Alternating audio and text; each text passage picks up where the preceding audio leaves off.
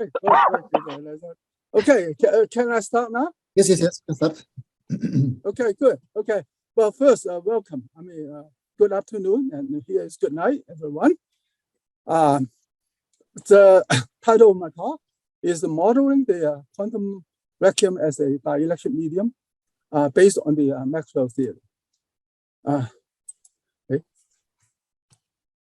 Okay, so we know our universe is generated from the vacuum. Is a vacuum in the sense of the quantum vacuum, not the mechanical vacuum. The basic postulates in my work is the following. Okay, the universe is filled with a vacuum medium, and all particles are excitation wave of this vacuum medium, and different type of particles are different excitation modes of the vacuum medium. So therefore, both the photon and the electron are excitation wave of the vacuum, but of course they propagate in different excitation modes. So the key question is, what's the physical property of the vacuum? Now we know the vacuum must be isotropic, homogeneous, and massless. And a century ago, it was thought that this vacuum is almost like even light. But of course, in the end of the 19th century or the beginning of the 20th century, people have some question about it, and the even model had become disfavored. Now, in our case, we are inspired by the even model, but it's not the same as the even model. So what we propose is that the vacuum is a dielectric medium, and this proposal is based on the Maxwell theory. Okay, so now this is really the key part, is that why we think the vacuum is a dielectric medium and what is supporting evidence. Okay, that's really the main part. So in my 15-minute talk, this will be the most important point. Okay, now if one look at the original version of the Maxwell theory, the original Amber's law was written like that. Okay, so the curl of the magnetic field is equal to the external current.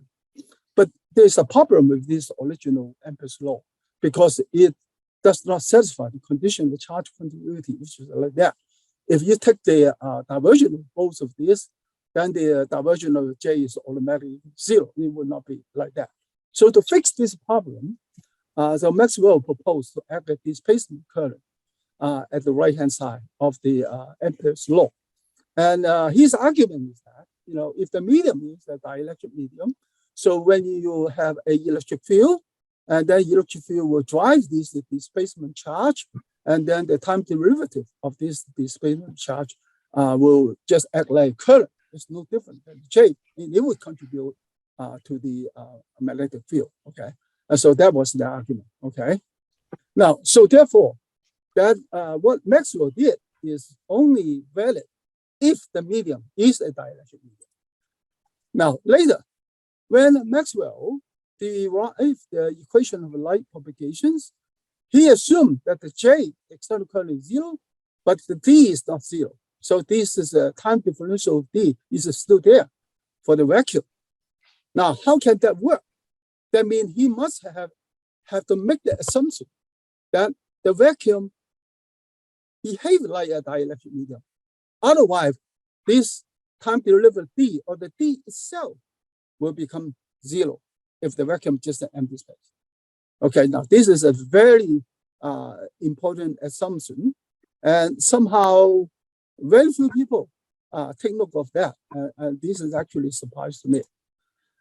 Now, once we know the vacuum is not empty space, it's a medium, it is a dielectric medium, then we can do some comparison with the other well-known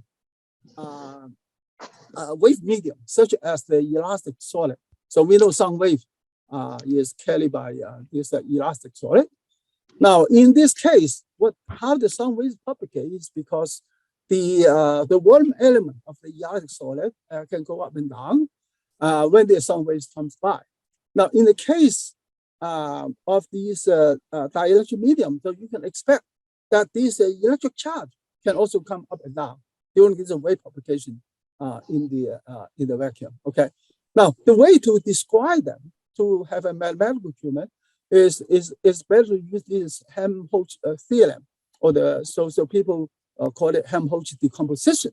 So what it said is a reasonable vector field can be decomposed into two components. So one is a longitudinal component, another one is a transverse component. And the longitudinal component is also called a curl-free component. And the transverse component is also the divergent-free component.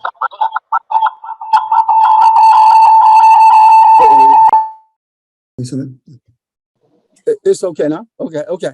Now, here's the phi. E is called the scalar potential, and the psi is called the vector potential, okay? Now, these two, the phi and the psi, each can set up a equation of motion. So they describe two separate wave equations. One wave equation for psi and another wave equation for phi. So this is called a longitudinal wave, transverse wave. Now, let's go back to the vacuum situation. So if the vacuum is a dielectric medium, so what's the basic field? Now, we are not, since it is a very short talk, so we're not going into very technical discussion about the basic field. So essentially what it means is, what is a representation of the displacement of the vacuum, of the medium during this wave propagation. Now, we know in the standard version of the electrodynamics, we already know that the magnetic flux is a curl of this vector potential A, which look very much like the Helmholtz decomposition, okay? And also we know in the magnetic flux case, there's no longitudinal component, okay? So one may think, well, maybe we already have that, so therefore the displacement of the vacuum medium can be described by this vector potential A, which is very familiar in the textbook. But we think this cannot be the case.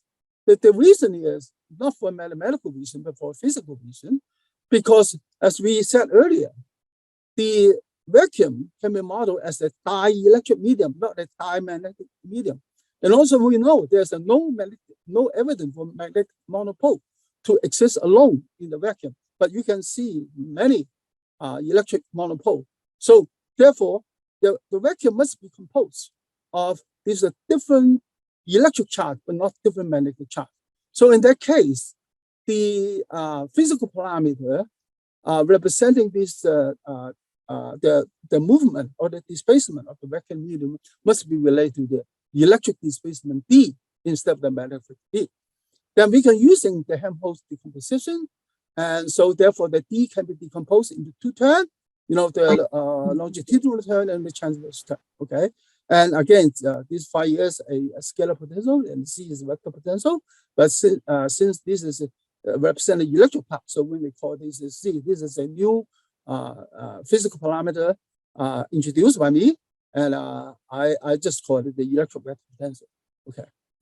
Now, since we know that divergence of D is equal to 0, and in the vacuum, there's no free charge, so therefore, we can write down that D equal to the curl of Z. Now, this looks very much like the counterpart in the magnetic flux. Okay. Now, once we do that, and we can go back to the original Maxwell theory, and it can be shown very easily that the electric field is a spatial derivative of the electric vector potential C, and the magnetic field is just a time derivative of the electric vector potential C. And also, just using some manipulation based on the Maxwell theory, one can derive the wave equation of the vacuum, which is like that. Now, these, of course, remind us, since we know the excitation wave equation in the vacuum is something in this form. So you can see that this form just compare directly. So this wave equation could be just the C. Now, these can also give us some insight by comparing the mechanical wave medium and the vacuum wave medium, okay? In the mechanical wave medium, the displacement, of course, is like a local dislocation of the elastic solid. And we can generate the wave because of the two things. One is Newton's law, and another is Hooke's law. In the case of the vacuum, it is not the Newton's law and the Hooke's law. Instead, It is really basically the Ampere's law and the Faraday's law, okay? And it can be actually show, here I'm using a red outline over here, that the electric vector potential we define here and the well-defined magnetic vector potential, they are cross-interacting using this pair of equation, which look really symmetrical, okay? But you based on this relationship, so it's very easy to derive the wave equation for the excitation of the vacuum medium, which is just like that. And by the way, that this excitation only has the transverse component. It does not have the longitudinal component. That is well agreed with that we know the photon, like the light wave is the transverse wave. Now, once we know the general wave equation of the vacuum, and then we can look for different solutions. Some of the solution may represent different kind of particles, okay? So we can look for different excitation mode based on this equation.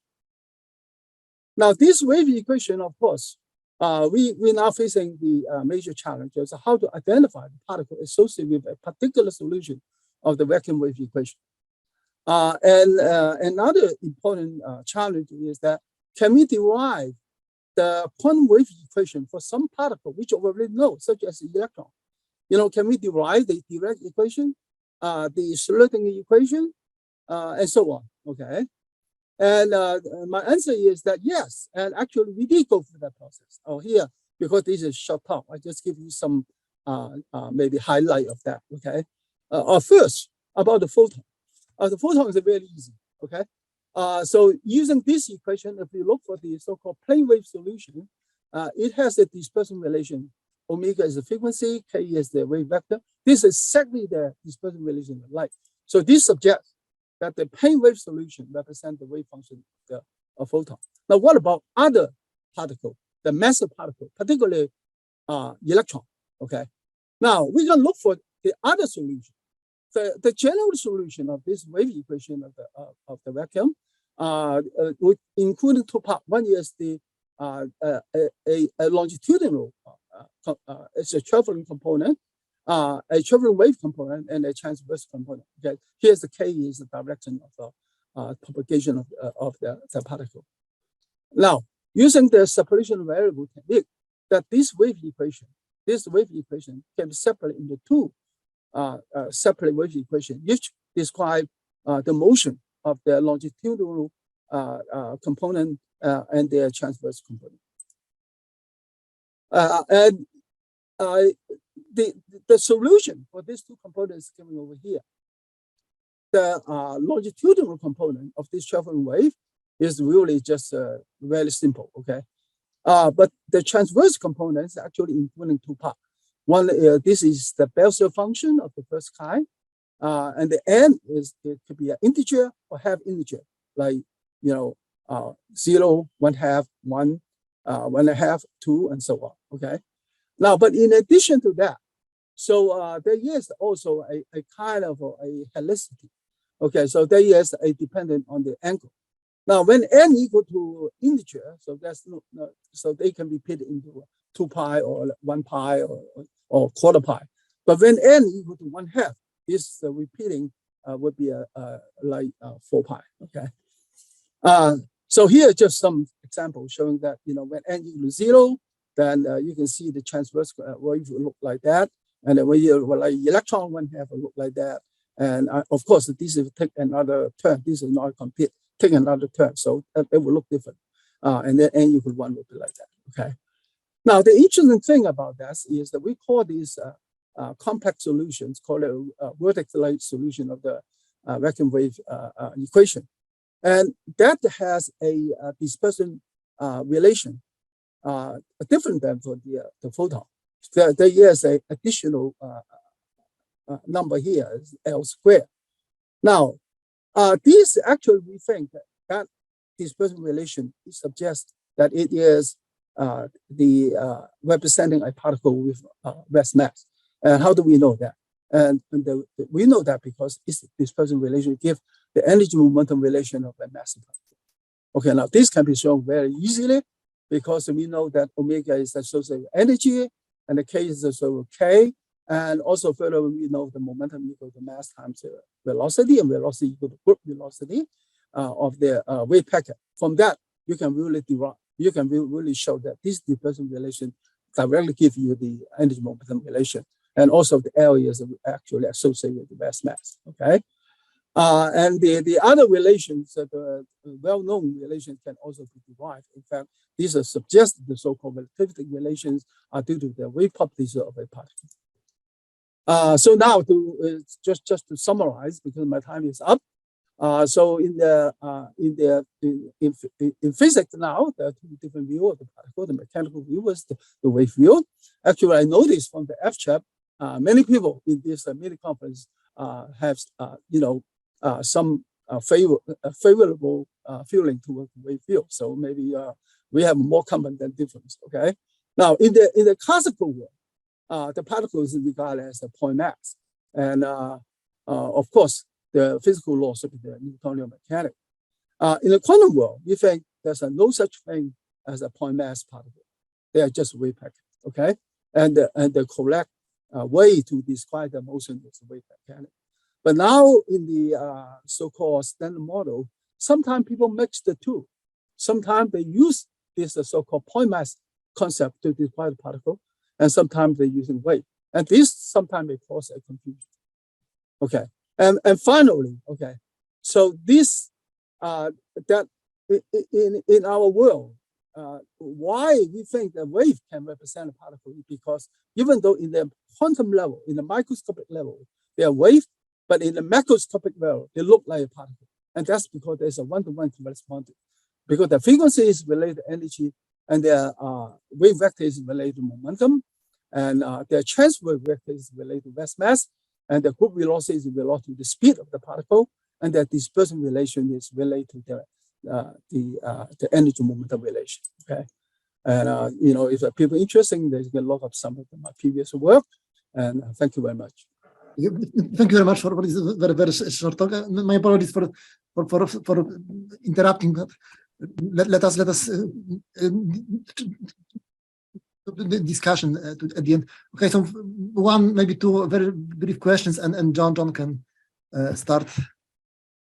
Okay, yeah. Please, any comment, question will be welcome. If there is any question, please unmute and ask. Yeah, this is just a comment, Professor Chang. You have a beautiful mathematical, very cogent and coherent presentation. In my last year's paper, ether holds the 100% energy, and this is the platform.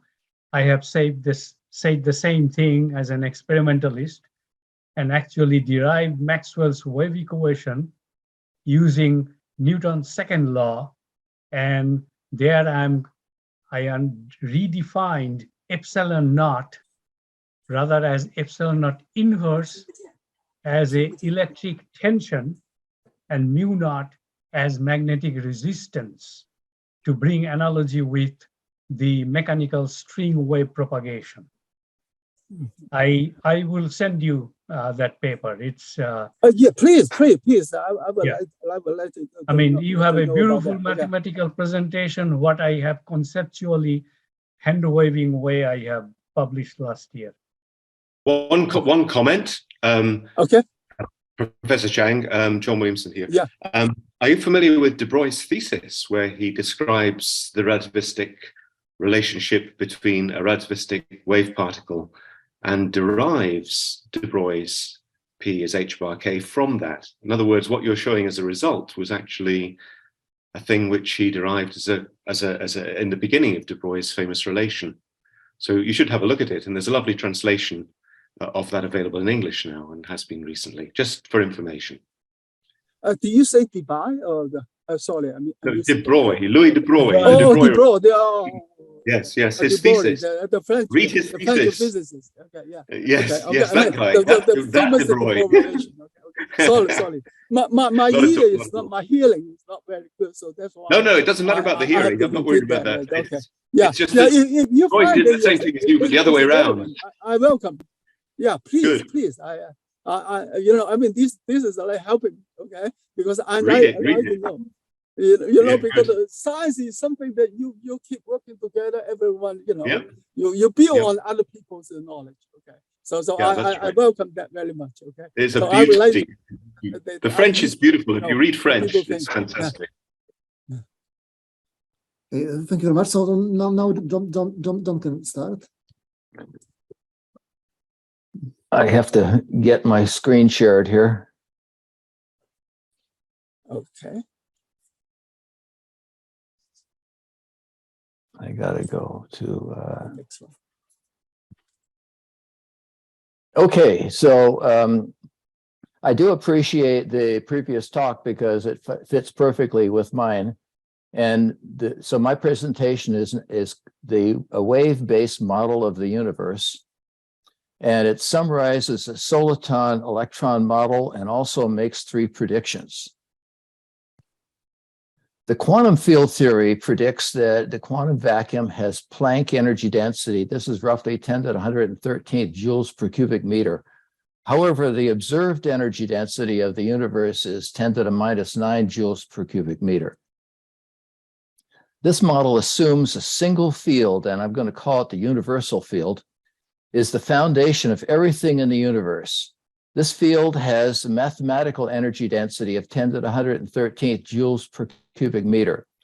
This field is not observable because it's missing an excitation. We all know that particles need excitations in their field. And so I'm going to then have this starting assumption.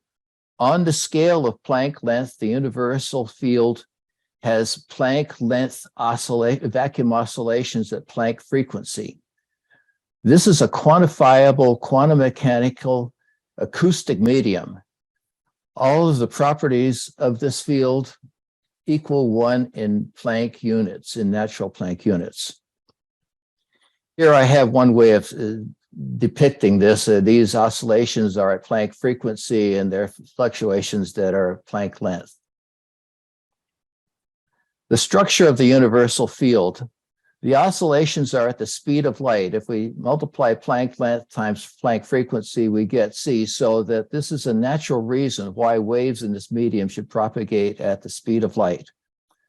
The impedance of this medium can be expressed 2 different ways. One is this c cubed over g equals 4 times 10 to the 35th kilograms per second.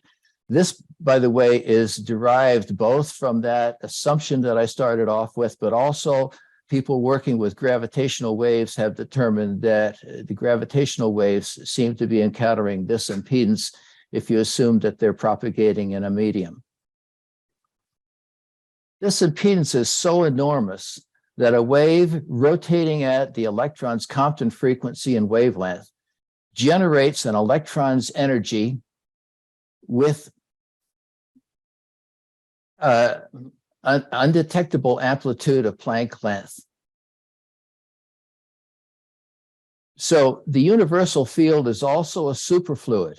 So now we're going to look at superfluids. Superfluids isolate angular momentum into h-bar quantized rotating units with wave particle properties. Here we have a picture of a Bose-Einstein condensate, which is the most perfect of the superfluids. And when small amounts of angular momentum are introduced, rather than the whole condensate rotating, we find that it breaks into small rotating vortices, each one with h-bar angular momentum.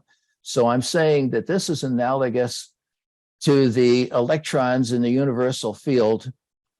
They are also quantized rotating solitons in the superfluid field. So I'm going to break this into 2 parts. My model has a rotating wave in the core of it. And here we have just a representation of a Planck length distortion of space. And it is rotating at the electron's Compton angular frequency. And the radius of this core is 3.86 times 10 to the minus 13 meters. This is a representation of electrons' rotating core, and it's surrounded by rotating standing wave cloud. I can't go into all the details of how this model was built up in a short time, but we have a core region and it's disturbing the surrounding universal field, and that this should be dropping off in intensity rather than is uniform, and it really extends on indefinitely. So when I take this model and I start to look at it in a moving frame of reference, it has these moving bands through there, which are the de Broglie wave characteristics of an electron. So this, what I'm saying is one of the design characteristics was getting this de Broglie wave this de Broglie wave properties the way they should be. One of the analysis that I went through looks at traveling waves going both directions with slightly different frequencies, and you then make these moving modulation envelopes, and this is related to the to the de Broglie wave characteristics. This model creates an electron's de Broglie waves and special relativity properties. So one thing is to think of it initially like we have a laser, and in a laser you have waves traveling both directions, so you have standing waves. In the laser, if you look at it in a moving frame of reference, if it was moving to the right here, you then end up with these modulation envelopes formed because of the different apparent Doppler shifts, and it creates a difference in frequency. And you end up with a modulation envelope wavelength that corresponds to the de Broglie wavelength, but also you end up with a relativistic contraction that not only is this the contraction, it also has a relativistic time dilation, a relativistic energy increase, relativistic kinetic energy, and inertia. We get inertia without needing a Higgs field, and then it gets the de Broglie wavelength and phase velocity. All of these are correct. As I'm going to talk now, there is one concept I have to get, which is that I'm going to be talking about waves that are oscillating between plus Planck length and minus Planck length. But so normally you might say that's the amplitude of the wave, but there's another way of specifying a wave amplitude, which is the slope of the wave as it passes through the 0 point. And I'm going to designate with this with a script A. And mathematically, in this particular case, it's Planck length divided by the electron's Compton angular wavelength.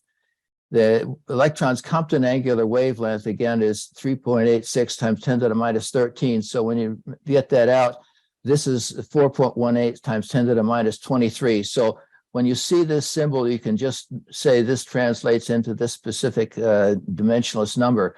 For comparison, a muon has an amplitude of roughly 10 to the minus 20. So the calculation of an electron's energy using the electron model, I'm going to start off with a very simple equation that relates to the energy of waves. You have a numeric constant, you have an amplitude term, you have a frequency term, you have the impedance, you have the volume that the wave is, that you're going to calculate the energy for, and then you divide by C. When I take all these various components and put them in here, I get this. And when you then multiply it out, you end up getting the electron's energy, which I want to emphasize. In other words, it's one thing to say, oh, I'm just going to make an assumption that I get the electron's energy. No, if you put it in correct impedance, the correct volume, the correct frequency, amplitude, and so forth, then this model gets that. So in fact, as I was going through this was the first success that I was on the right track. The calculation of the gravitational force between two electrons.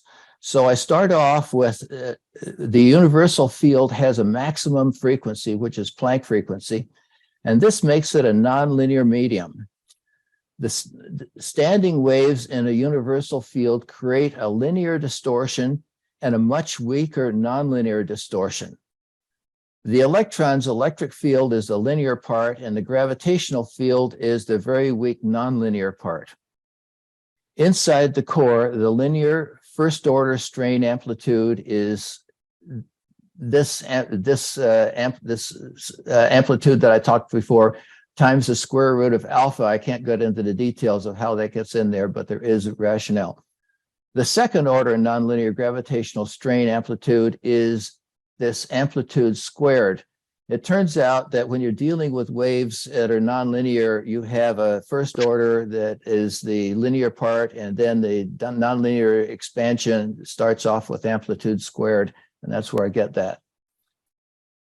Calculation of electrostatic forces between two electrons. So I'm now going to have a similar equation, except that I have force. And before in the energy equation, I had amplitude, I had volume. Now I'm switching the area. So it's like we have waves striking an area. So previously I worked out with the impedance, the numerical constant, the frequency, Compton angular frequency. So I'm going to now be dealing with two different forces, the electrostatic force between two electrons and the gravitational force between two electrons. The area that I'm going to use in this is the Compton angular wavelength squared times the numerical constant. So now the one point that I have to then make is that when I'm now going to be dealing with forces between two electrons, it turns out that here we have an example of the core and another electron placed in the field that is being disturbed by the first electron. This other one also has its own waves, but I'm ignoring those.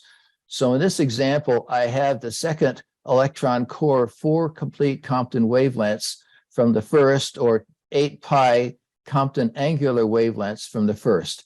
I'm going to be dealing with distance not in the number of meters, but the number of Compton angular wavelengths. I'm defining the number with this script n. And if you take the radial distance divided by the Compton angular wavelength, you get what this distance is in the number of wavelengths. But it turns out that the only thing I have to change for the difference between the electrostatic force and the gravitational force is the strain amplitude. So when I'm going to calculate the strain amplitude for the electromagnetic force, I have this amplitude term, and I'm going to divide it by the number of wavelengths here, and then the square root of alpha. For the gravitational calculation, all I have to do is go to the nonlinear expansion, the first term being this amplitude squared, and again dividing it by the number of wavelengths. So I now get to predictions. An electron's electrostatic and gravitational forces are closely related when expressed using the electron's wave properties. So to begin with, we have the Coulomb law for two electrons. The electrostatic force, two electrons both have charge E. We divide it by this. And seems to be no connection between that and Newton's gravitational law, which has, in this case, has the two electron masses. So I have mass squared. And if we want to make the ratio between these two, then we combine all these things, the gravitational force divided by electrostatic force, this messy thing here, and it turns out to be a dimensionless number, 2.4 times 10 to the minus 43rd. So there's a prediction that there should be an obvious connection when these forces are expressed using the electron's wave properties. So when I go through and, for example, when I convert this equation into using amplitude, the number of wavelengths, and Planck force is c to the 4th over g, multiply that by alpha, it turns out that in fact this is the conversion to my terms of the Coulomb law. Similarly, this is the conversion of the Newton's gravitational law when I convert it using amplitude and so forth. As you look at this, I find this amazing. You look at this, you can see that these two forces, they both are multiplied by Planck force. They both are divided by the number of Compton angular wavelengths. The only difference is that we have alpha times the amplitude squared and alpha to the 4th power here. So just to test this, we're going to then do the ratio of these two forces, force of gravity divided by the force of the electrostatic force. Looking at this, this is this difference here, and in fact, it makes the exact same force ratio as we previously obtained up here. So we've got a success. I have to tell you, I was quite happy when I first came up with all this, and I thought I was on the right track. So then I've come up with several other predictions. One of these is that I'm going to be able to also derive what I'm calling the electron's gravitational radius. It's this, I'm using this symbol R sub G for the electron's gravitational radius. And again, we take the nonlinear version of the amplitude, which is this amplitude squared, and we multiply it by the radius of this model, and we then get the nonlinear term times the radius gives me a radius, and it turns out to be this number here. This is actually half of the electron's Schwarzschild radius. So this is a quantum gravity equation because it generates the gravitational property using only quantum mechanics. This is entirely quantum mechanics on the right side, and really this is general relativity on the left side. Examples of where this usefulness of this gravitational radius. First of all, if you want to have the gravitational slope at a distance r from electron, this is the equation. The gravitational force between two electrons at distance r, this is the equation. You see that rather than having the masses and the gravitational constant, we just use the gravitational radius divided by the physical radius squared times Planck force. And also even the energy of an electron is the Planck force times this gravitational radius. So then prediction 3, when two electrons collide, the repulsive force is initially a charge E force. So this is very what everybody would say. But I'm now saying that this only occurs up to a separation distance of 2 times the Compton angular wavelength. My prediction is that this repulsive force should increase by a factor of 137 to this equation, which C is missing the alpha, which this is 137 times bigger, at a separation distance less than this Compton angular wavelength. This force increase is the same mechanism that produces a strong force in quarks. I haven't gone into the strong force, but the same model generates the strong force, and there's a residual effect that electrons have that then begin to show up when the two electrons are colliding at closer than this distance. So the conclusion is the model approximately achieves an electron's energy, de Broglie wave properties, special relativity properties, electrostatic force magnitude, and gravitational force magnitude. There were 3 predictions. The 2 of the 3 predictions show how the settled physics using the wave-based model of the universe reveals important new and useful concept. The last prediction that I made suggests that new physics, and that can only be proven or disproven by experiments. So I'm finished. Thank you. John, go ahead, Jarek. One of the 2. Oh, sorry. Go ahead. So there are question, comments. Please unmute and yes, a couple of things. One's a comment, the other's a question. First thing, there is indeed a running coupling constant on the electron. I worked at CERN back in the 80s, and you do see the force between an electron and another particle, another charged particle, increase as you get closer, but it isn't by a factor of 137. It is a factor related to the fine structure constant, but the running coupling constant is a well-known thing in quantum electrodynamics, and it increases very gradually, but nothing like a factor of 137 at distances under lambda c. That's the first thing. And then the question was, I'm intrigued by your calculation where you have a look at the electron energy. And I'm not surprised you get the electron energy out because you're putting ME in terms of lambda bar C into the thing. So if you multiply the constants, you should get it back out again.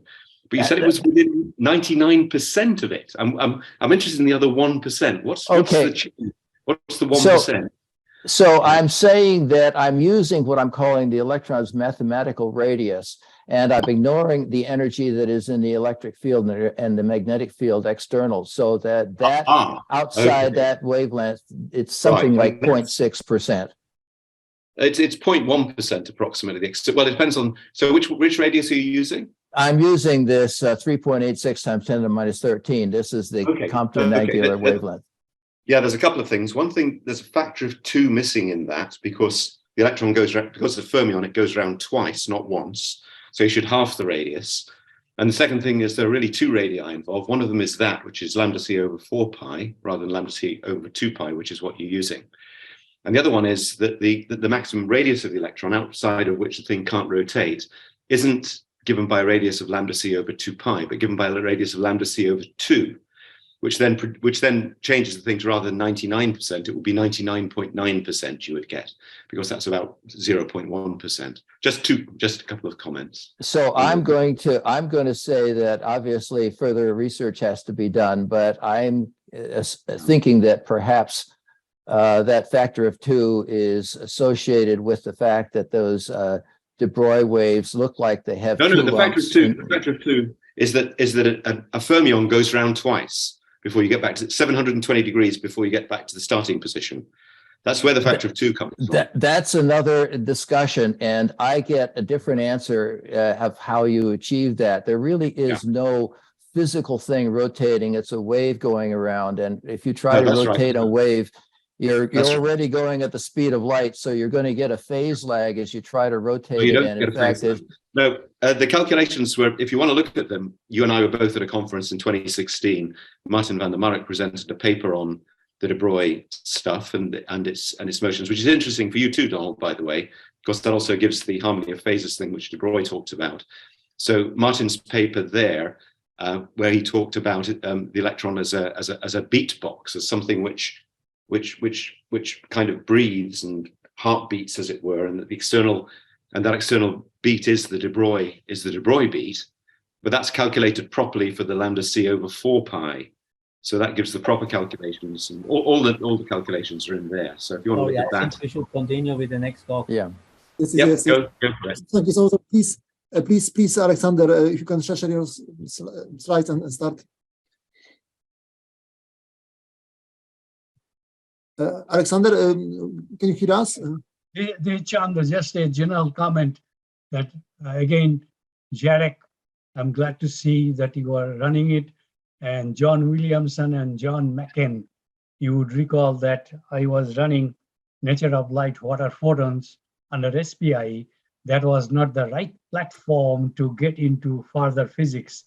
So from 2005, 2015, then it was terminated. But I'm very glad to see, especially these 2 gentlemen, Macken and Williamson, very actively promoting the development of physics. And it's very good to see you too, Chandra. You take care. Thank you. Take care. Okay, continue, Jarek, please. Is there Alexander? Can you hear us? Sure. Could you share your slides? So sorry, just screen. Okay.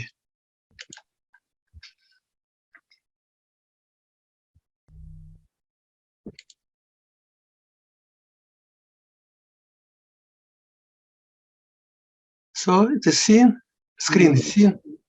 Oh, no. Yes, coming.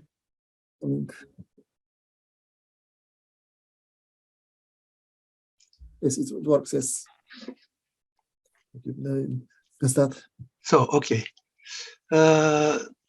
Unification of quantum theory and gravity is main problem of the modern physics. Extended electron model created by Kerr-Newman black hole solution as a classical solution of the Einstein-Maxwell equations, and we obtained that it is consistent with quantum electron QAD model. Carter mentioned that Kerr-Newman black hole solution with parameters of an electron, mass, charge, and angular momentum has... Dr. Burinskii, just an interruption brief. Please go into the presentation mode, slide presentation mode. It will be bigger and better visible. Sorry, one more. My English bad, excuse me. Okay, go ahead. Okay, so Carter mentioned it in 1968 that Kerr-Newman black hole solution with parameters of an electron has the magnetic momentum just that of the Dirac electron. Indeed, the parameters electron, the black hole horizons disappear. And Kerr-Newman solution is not black hole really, but represent a naked singular ring with radius equal to Compton, half of the Compton wavelength. Call it the over-rotating Kerr-Newman solution. Over-rotating Kerr-Newman solution is a topologically non-trivial two-sheeted space similar to wormhole or the Einstein-Rosen bridge.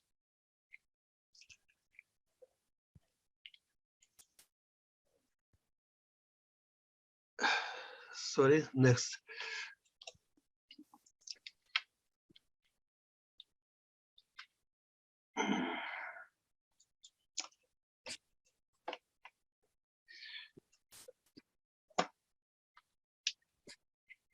The structure of the Kerr-Newman solution is determined by gravitation from dragging, caused by light-like fields of the Kerr congruence. Kerr congruence is central part of the structure of Kerr solutions. Metric is extremely simple, is presented flat space-time Minkowski part, and non-linear part is proportional this Kerr congruence K mu. A vector field, electromagnetic field, also is proportional this vector K mu.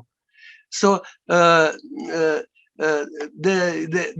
Kerr solution is two-sheeted. His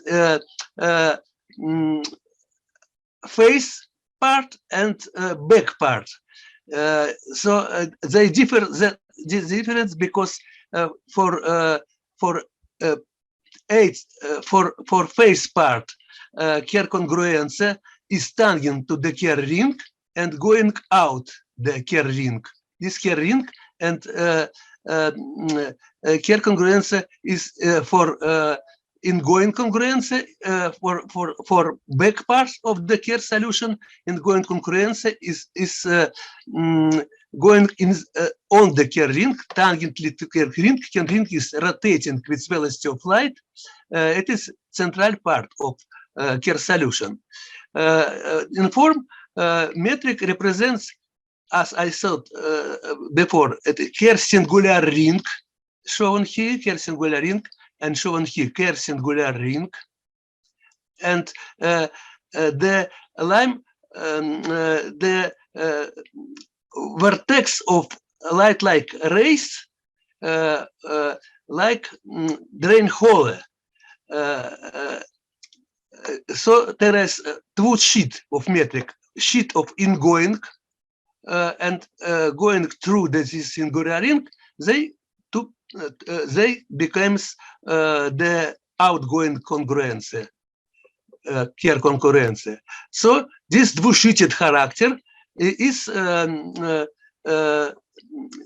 started by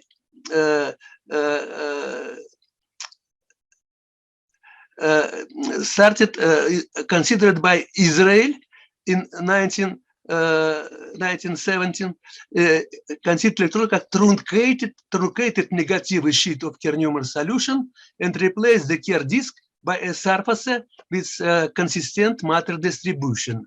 The Israel Kerr disk electron was singular and had half of the Compton radius. It is relativistically rotating. Lopez in 1984 suggested electron model as regularized Kerr-Newman solution, truncated the second sheet and regularized the solution using the cutoff on the classical radius, classical radius of classical size.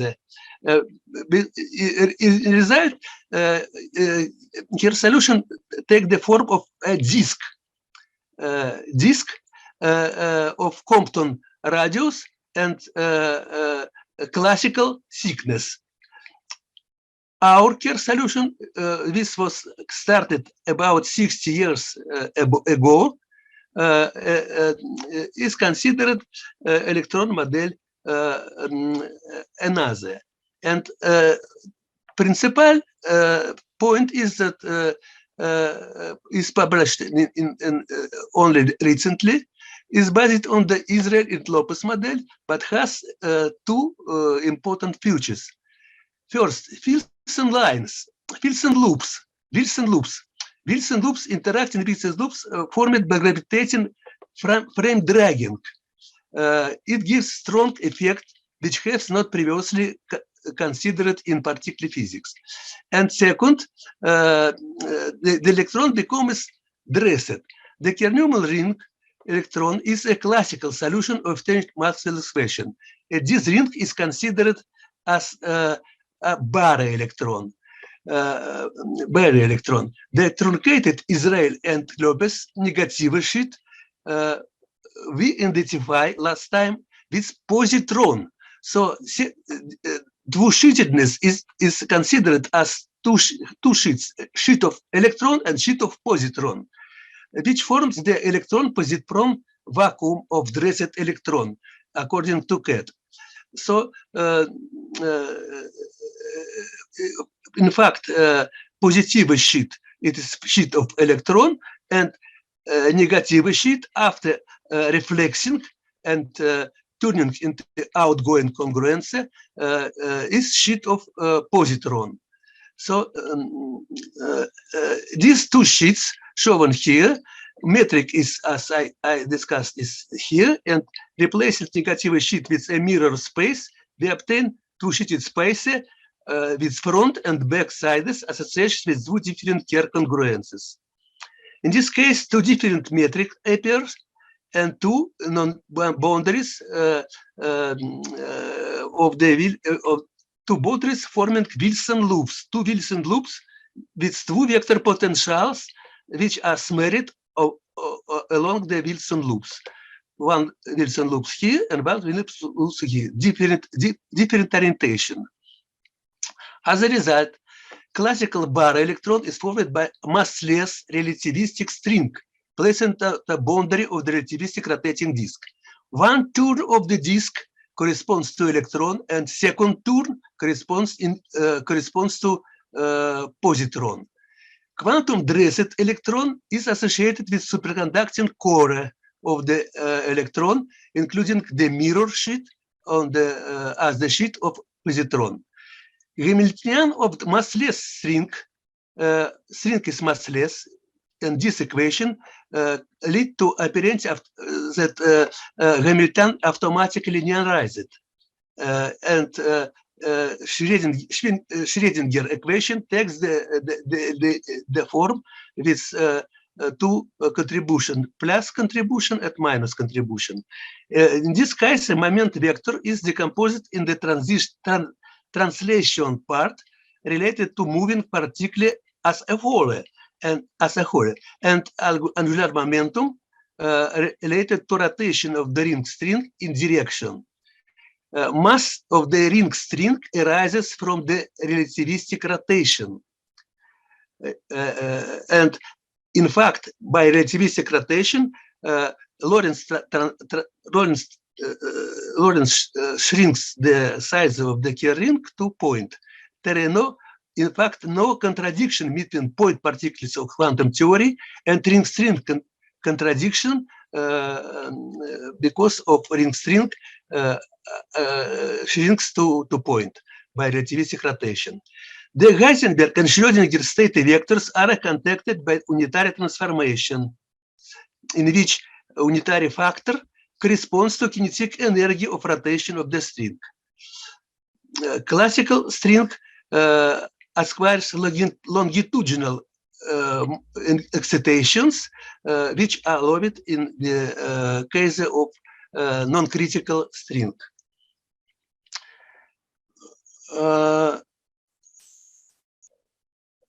Very important part is emergence of the Wilson loops. In fact, action of the Wilson loops, as usually with, by this replacement, using vector potential. As known, vector potential earlier was considered as not having physical effect, but in fact it has effect of Wilson loop, and another side, this effect was described as Aharonov bomb effect, and another side was considered as a very fuzzy effect. So, in fact, in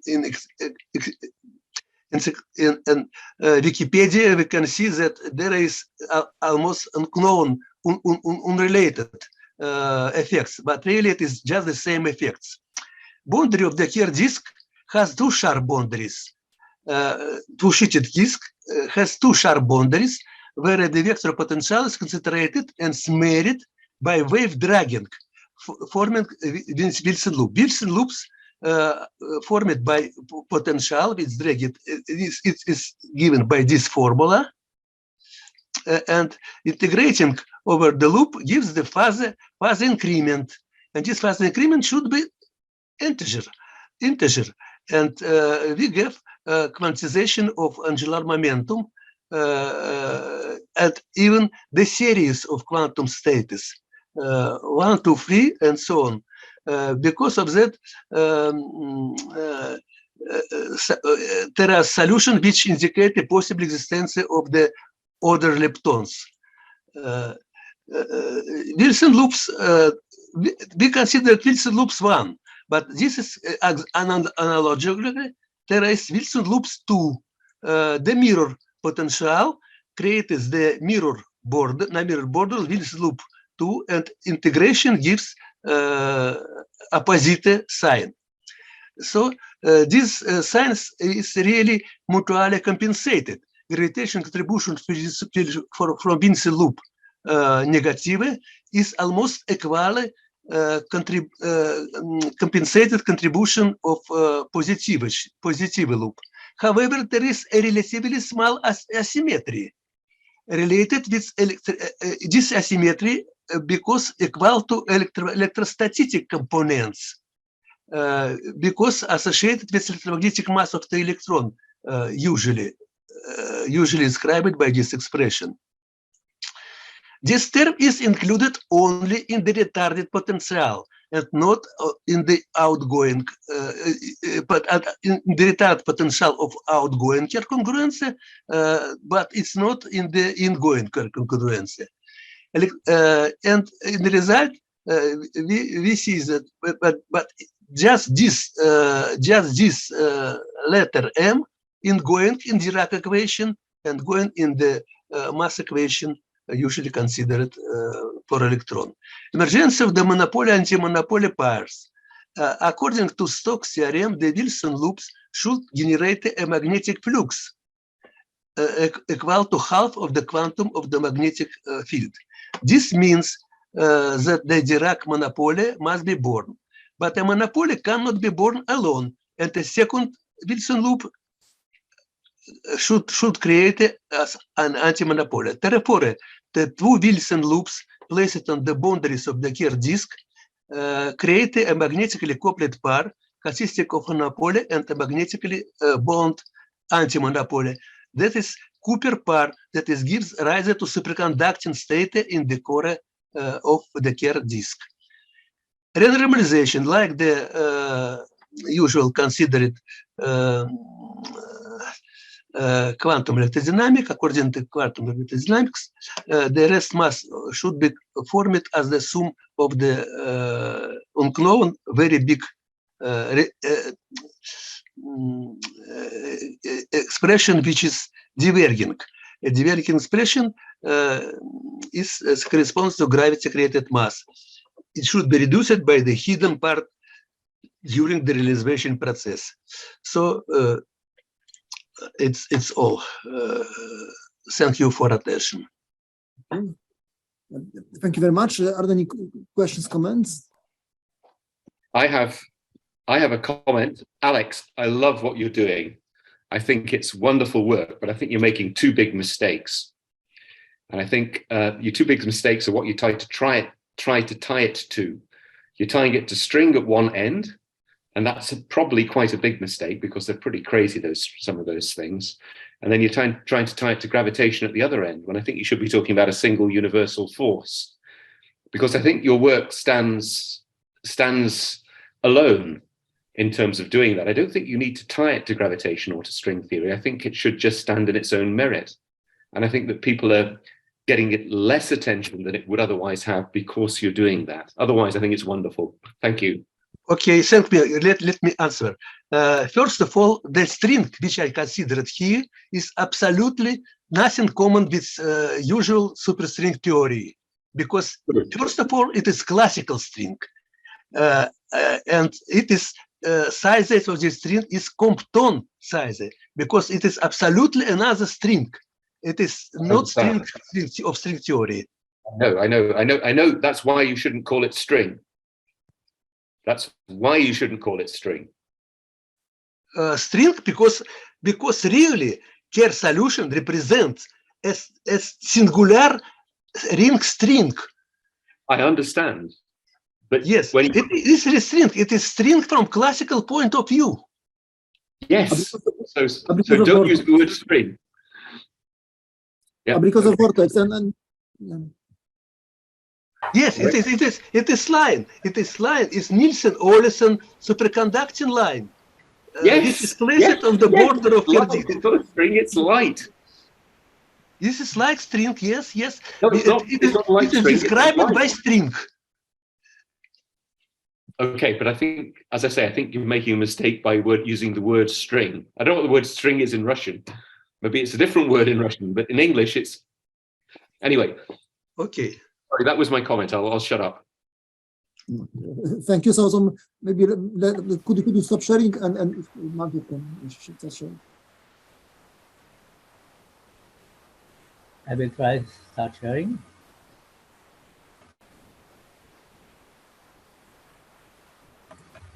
Could you stop sharing?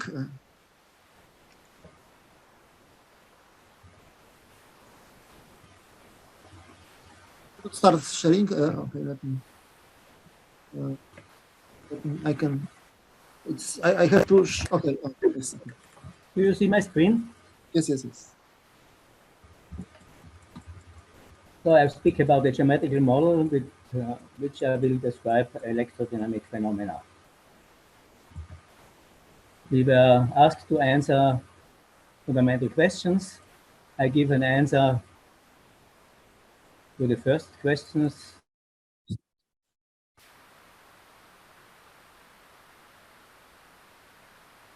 There are some problems. The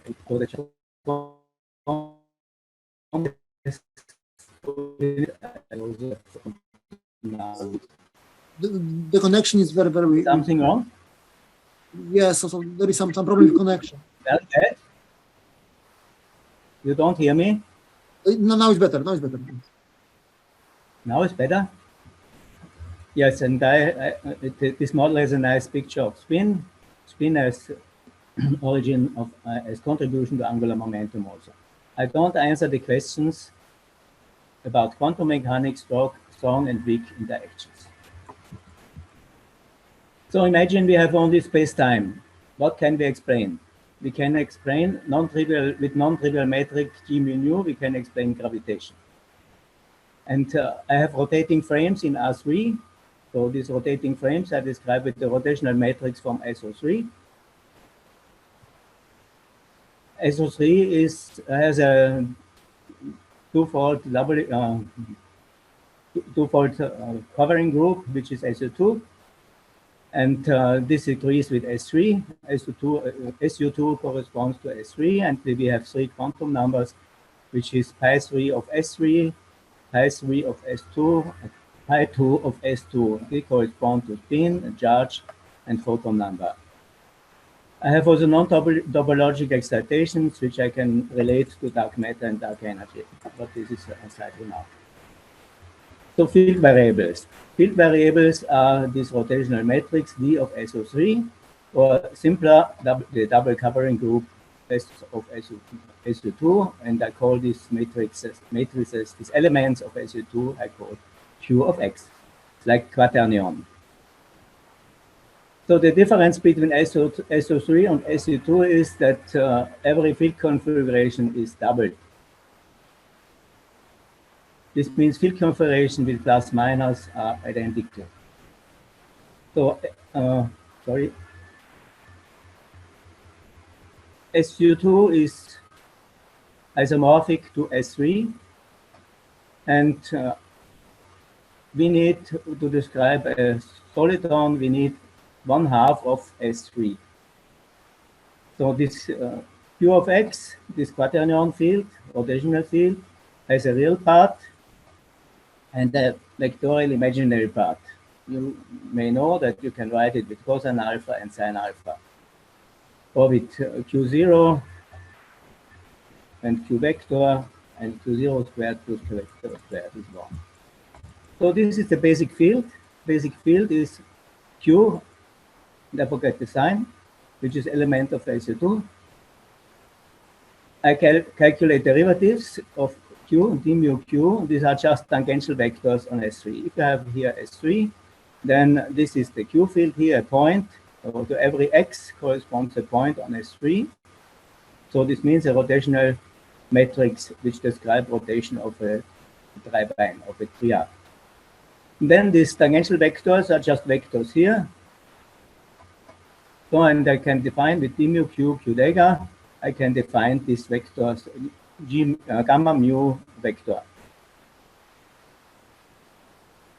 With two vectors, I can get an area, and this is nothing else than gamma mu cos gamma nu. And this is, I call curvature, because it has exactly the same formula as curvature in gravitation and in QCD. Now I define the Lagrangian. Lagrangian has the structure, Lagrangian L has the structure, Lagrangian density, 1/4 r mu, so similar to 1/4 f mu in electrodynamics. The prefactor is alpha f h bar c over 4 pi, and in addition, I need a potential term. The curvature term compresses solitons and the smoothes solitons, and the lambda term compresses solitons. The potential term is defined as the following. Lambda is Q0 with some even power. I'm using the 6th power, Q0 to the 6 over R0 squared. I have to introduce a scale R0, which is the size of the electron. So electron covers half of S3, so the upper half. And the vacuum is on the equator here. Here's the vacuum. Yeah, the vacuum. This is at the equator. So I give a penale to Q0 equal 1. So here we have a penale, here we have a penale, and this is potential 0. Because the equator is double degenerate, it's a two-dimensional sphere, S2 equatorial. I have two Goldstone bosons. This means two photons, right-handed and left-handed photons. There's a relation to other models. It's related to the Sine-Gordon model, increasing the dimension from 1 plus 1d to 3 plus 1d, and 1 degree of freedom to the 3 rotational degrees of freedom. This model is related to Dirac monopoles, so it's dual Dirac monopoles, but soft dual Dirac monopoles, because Dirac monopoles have a Dirac string and the singularity and the origin. The Dirac string and the singularity at the origin are removed, and therefore I get soft Dirac monopoles without any singularity. The model is related to the Kerr model, but the usual Kerr model describes short-range interactions, whereas I describe with this model long-range interactions, Coulombic forces. So now we come to the configuration of an electron. An electron I represent here in space. This is in R3, on the plane through the center of the soliton with the imaginary part of the quaternionic field. So this is the imaginary part, and it's simply a vector n, a unit vector n, multiplied with sine alpha. So these vectors here is this vectors n times sine alpha. So this is a Hedgehog solution. With these Hedgehog solutions, you can describe Dirac monopoles if the vectors have unit length n, as Wu and Yang have shown. I decrease the length of these vectors here. Outside they are 1, but close to the center they are getting smaller than 1 because of this sine alpha term. And I remove in this way the singularity in the center. And with this hedgehog ansatz, n equal r over r and q0 equal cosine alpha, this is the real part, cosine alpha, the imaginary part has sine alpha. I describe the solitons as hedgehogs. And I can minimize the energy from the Lagrangian. I get the energy density, and I minimize the energy. I solve the Euler-Lagrange equations, and this is the Euler-Lagrange equation for this very symmetric solution. I told you that I take power 6 of Q0 to the 6, so m equals 3. Q0 to the 2m I was writing, so. And there's a very simple solution of this nonlinear equation, and this is simply arctangents of ρ. Rho is, by the way, r over r0. So the radius in femtometers or meters divided by this length scale r0, which is the order of the classic electron radius. Sorry. So the energy of the soliton turns out to be alpha f h bar c over r0 times pi over 4. And I compare it with monopoles. The only monopoles which exist in nature are electrons. And therefore I have chosen this prefactor alpha f h bar c over r0. Alpha f h bar c is 1.44 MeV Fermi, MEC squared is 0.5 MeV, and r0 turns out to be 2.21 Fermi compared to the classic electron radius, which is 2.8 Fermi. So now I can calculate from the Lagrangian the energy density, which is 1 over 4 r mu plus this lambda term q0 over 6 over r0 to 4, and with the prefactor of alpha f h bar c over 4 pi. Now I can calculate what is for my solution the q0. The real part of the cosine alpha is simply 1 over 1 plus rho squared. I can calculate the energy contributions to this r mu, and v. So the contribution to the curvature term there's a radial contribution. This is the red one here, which goes down with in radius. So this is the radial energy density. It goes down with 1 over r to the 4. And this is the contribution from a tangential contribution from this curvature energy. And this has a maximum at roughly 0. And the potential term looks like the tangential field and has also a maximum here and the same radial distribution.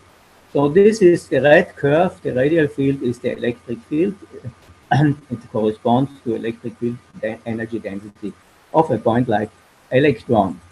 But the point like electron would have energy density going to infinity along here.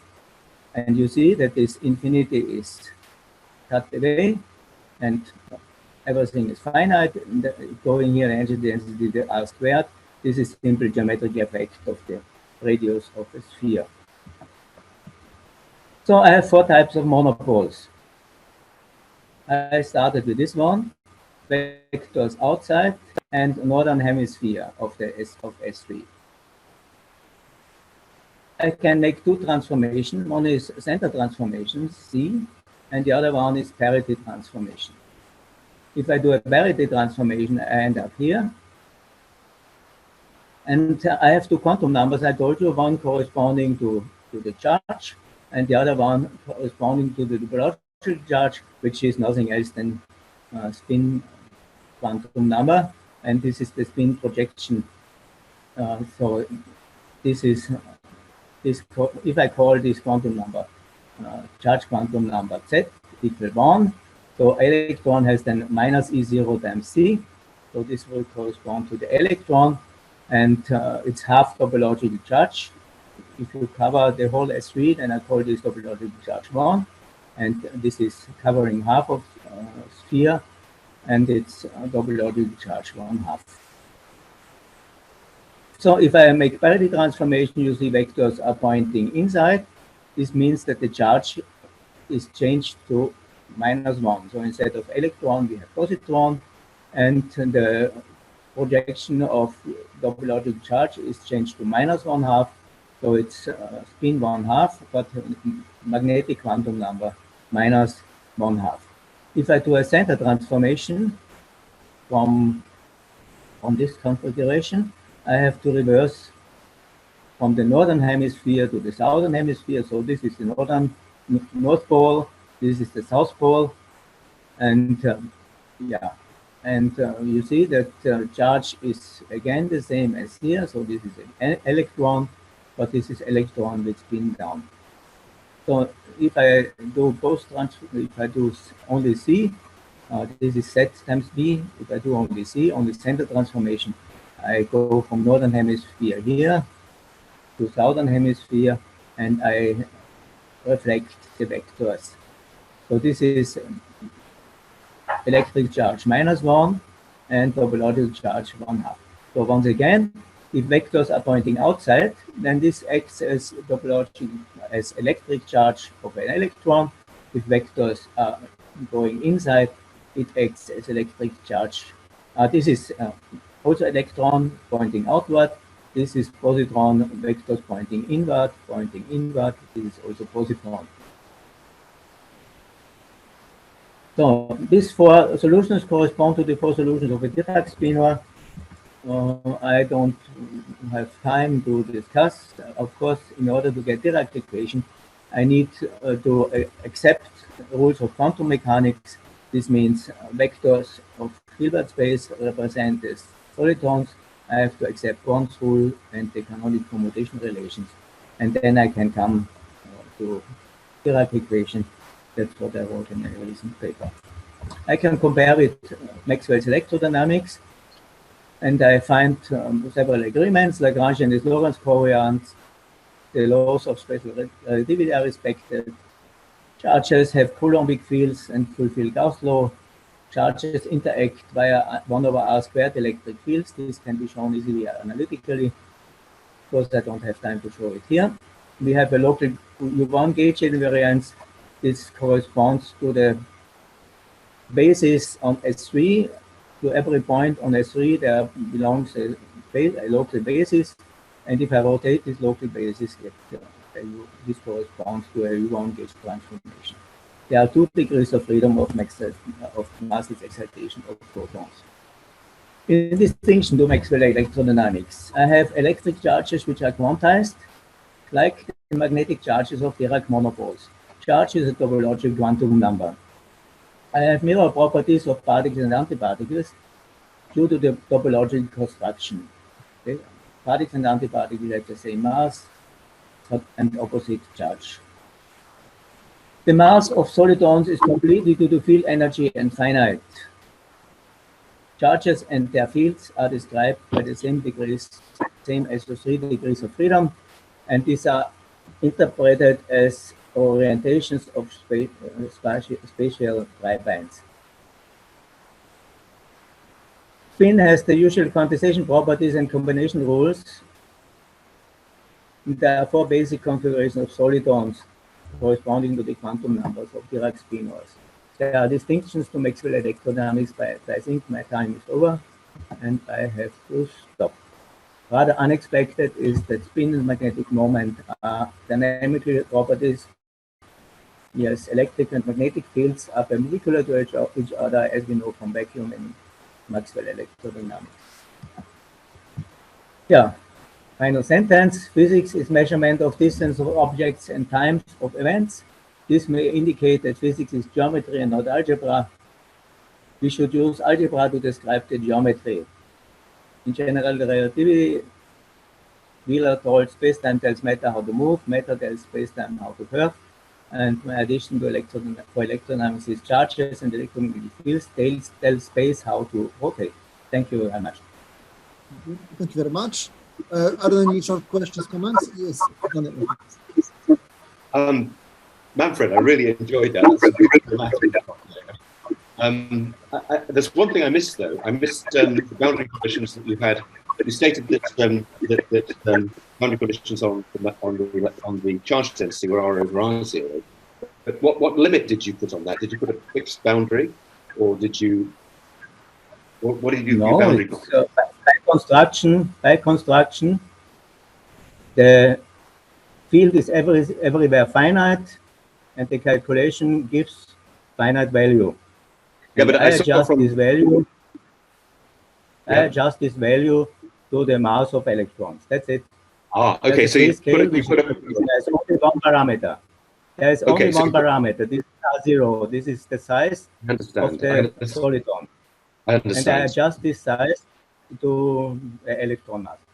Okay, okay, I understand. So you've put essentially a cutoff on the integral energy, that should be mc squared. No cutoff. No cutoff.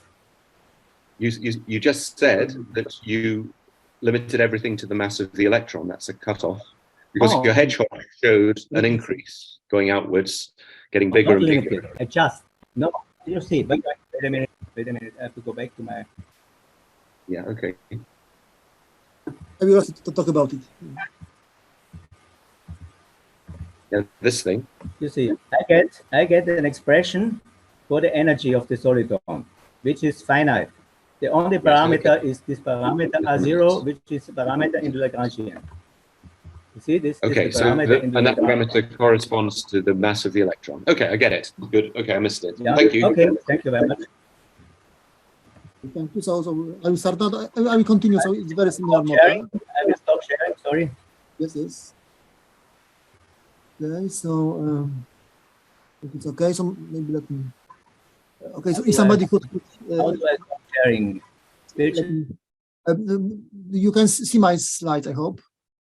Okay. So let me start. I think I have sent the slides to the chat. Okay. So let me start. So my approach is a kind of expansion of Manfried Faber approach. Okay. So the main idea here, maybe let me okay, I think it's better now. The main idea, the main problem here is to repair electromagnetism. What Manfried has done. So there are two problems with electromagnetism. One is infinite energy of point charge. So we need to do some regularization. The second is the Gauss law can get any charge being a real number, while in nature it's integer number. So for the charge quantization we interpret curvature of some deeper, let's say, unitary vector field like in Manfried model as electromagnetic field in dual formulation. This way the Gauss law counts topological charge, so we get built-in charge quantization. And for the regularization to finite energy, we don't do those, but we use this Higgs-like potential. So we have like Higgs potential, so it prefers unitary vectors. So far from particles, we have unitary vectors, but it allows them to deform to, let's say, zero vector in the center to avoid infinite energy. So this is kind of Manfried Faber approach in this electron model.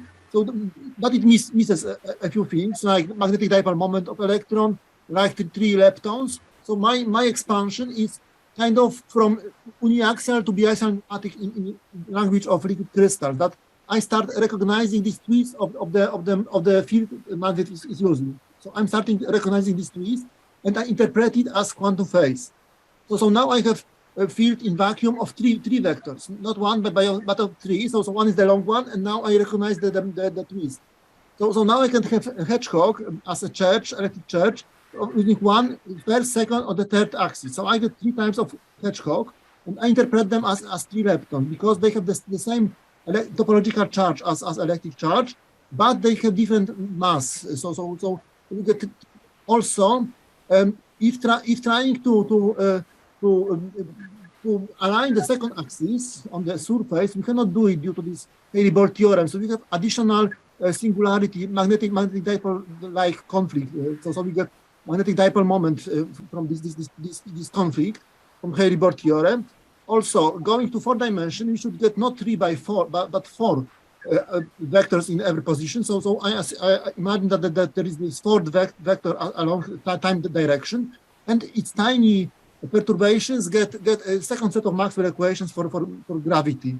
I derive it from this very simple. So here is nearly the entire model, the Hamiltonian I'm using, and it has both electromagnetism from the fields of this long axis and low energy Klein-Gordon like equation for the twists. And in space-time, for the axis toward time, I get additionally the second set of Maxwell equations for gravity. It gets from this kind of very simple Hamiltonian. So let me briefly go through. So it's kind of similar to Kerr-Newman approaches, but with difference that they use potential with single minimum, so they have trivial vacuum, while we are using Higgs like potential. Thanks to that, we have non-trivial vacuum with long-range interactions like for Coulomb interaction. So in Kerr-Newman model, they don't have long-range interactions. So it's very similar to liquid crystals, as I have mentioned, and for liquid crystals, they observe many of these long-range interactions like Coulomb interaction. And for basic model for liquid crystals, there is this Austin-Frank model, similar to Manfried Faber model, and this random again similar to what I'm doing, additionally recognizing this twist of this molecule for the axial nematic. So this is Lagrange and I'm using. So they are missing, for example, they are missing time derivative, they are missing Lorentz invariant. So this is kind of replacing the kinetic term they are using with something which leads to electromagnetism. So the first property of electromagnetism is the Coulomb interaction. So here is simplified derivation from Manfried Faber. So we take two topological defects in this field of unitary vectors, which should be regularized in the center. So now it's infinite energy, but it has to be regularized. Now it's cut off, but finally this cutoff should be regularized and using the Higgs potential. So we put them in various distances and we calculate the total energy by integrating. So there is integration of energy density, which is visualized with the colors. And doing this integration, numerical integration, you get the Coulomb potential. So effectively, these two topological defects get Coulomb-like interaction with tiny deformation. So Manfried Faber didn't mention, but there is a tiny deformation there, and it corresponds to this running coupling effect, agrees with this running coupling effect as the finite effect of finite size to make energy of electric field of charge finite, 511 keV mass of the electron. Okay, so for electron is more than a charge. So it has also magnetic dipole moment. It's a tiny magnet, for example, leading to ferromagnetism in magnets. Also has angular momentum. And has this clock also. So there is missing. So for this Hedgehog as Manfried Faber model, I'm saying that there is also continuous twist evolution of this twist of these vectors, low energy, and it is this clock I want to get, but I don't have full proportion for in this moment.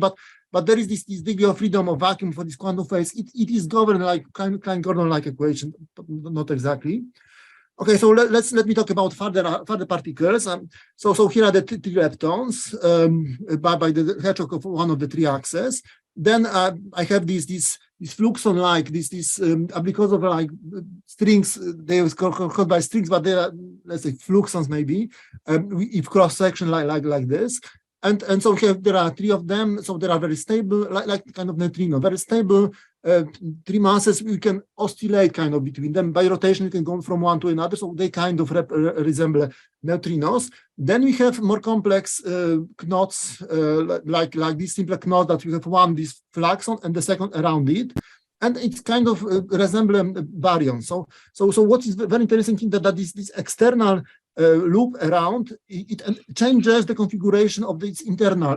So it enforces this kind of hedgehog-like configuration, this external loop. But we know that full hedgehog is electric charge. So what we get that baryon structure itself enforces some electric charge.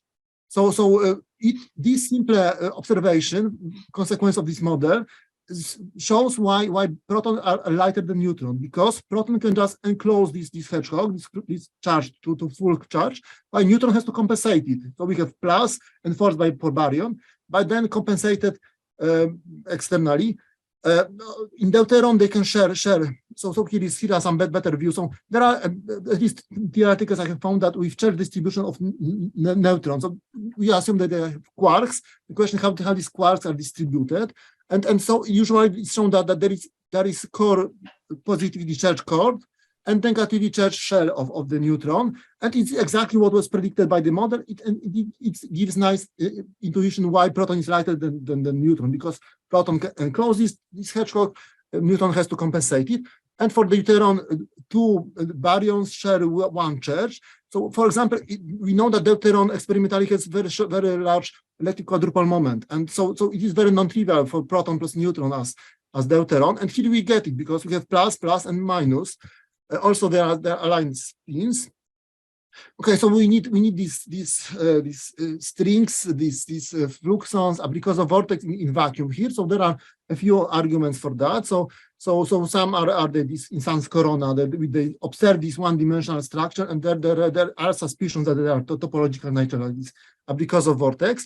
Also the halon neutrons. So we have some like lithium-11, some nuclei which have very stably aligned for milliseconds, or approximately two neutrons in larger distance than of nuclear force. So in very large distance, there are, for example, these many suggestions for quark strings. They call it one-dimensional structure. So there are many suggestions that we have one-dimensional structures, maybe topological, hopefully. Okay, so some calculations.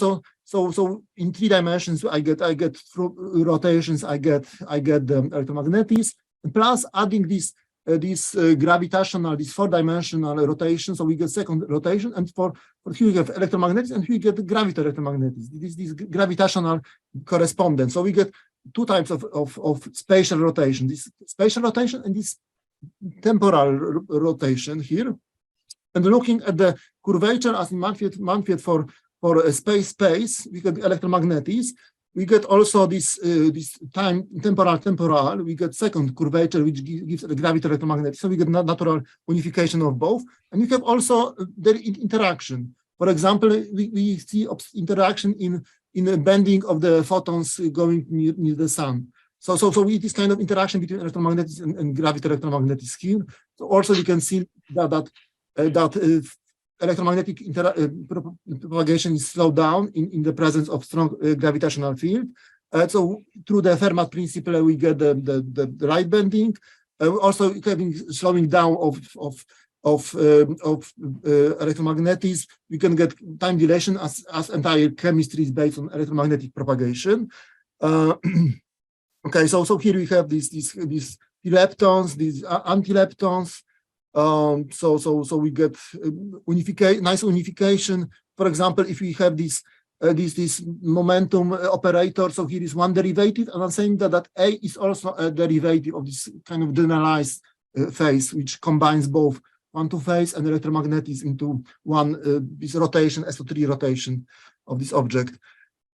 Also, so let me slowly finish. So here is a mathematical derivation available in GitHub that I just put this simpler Lagrangian, calculate the 3 Euler-Lagrange equations for these 3 generators, rotations of these long axes and the twist, and I get kind of automatically the Maxwell equations for the two tilts, and for the twist I get nearly Klein-Gordon-like equation. So here is example of derivation of Klein-Gordon-like equation for the twist.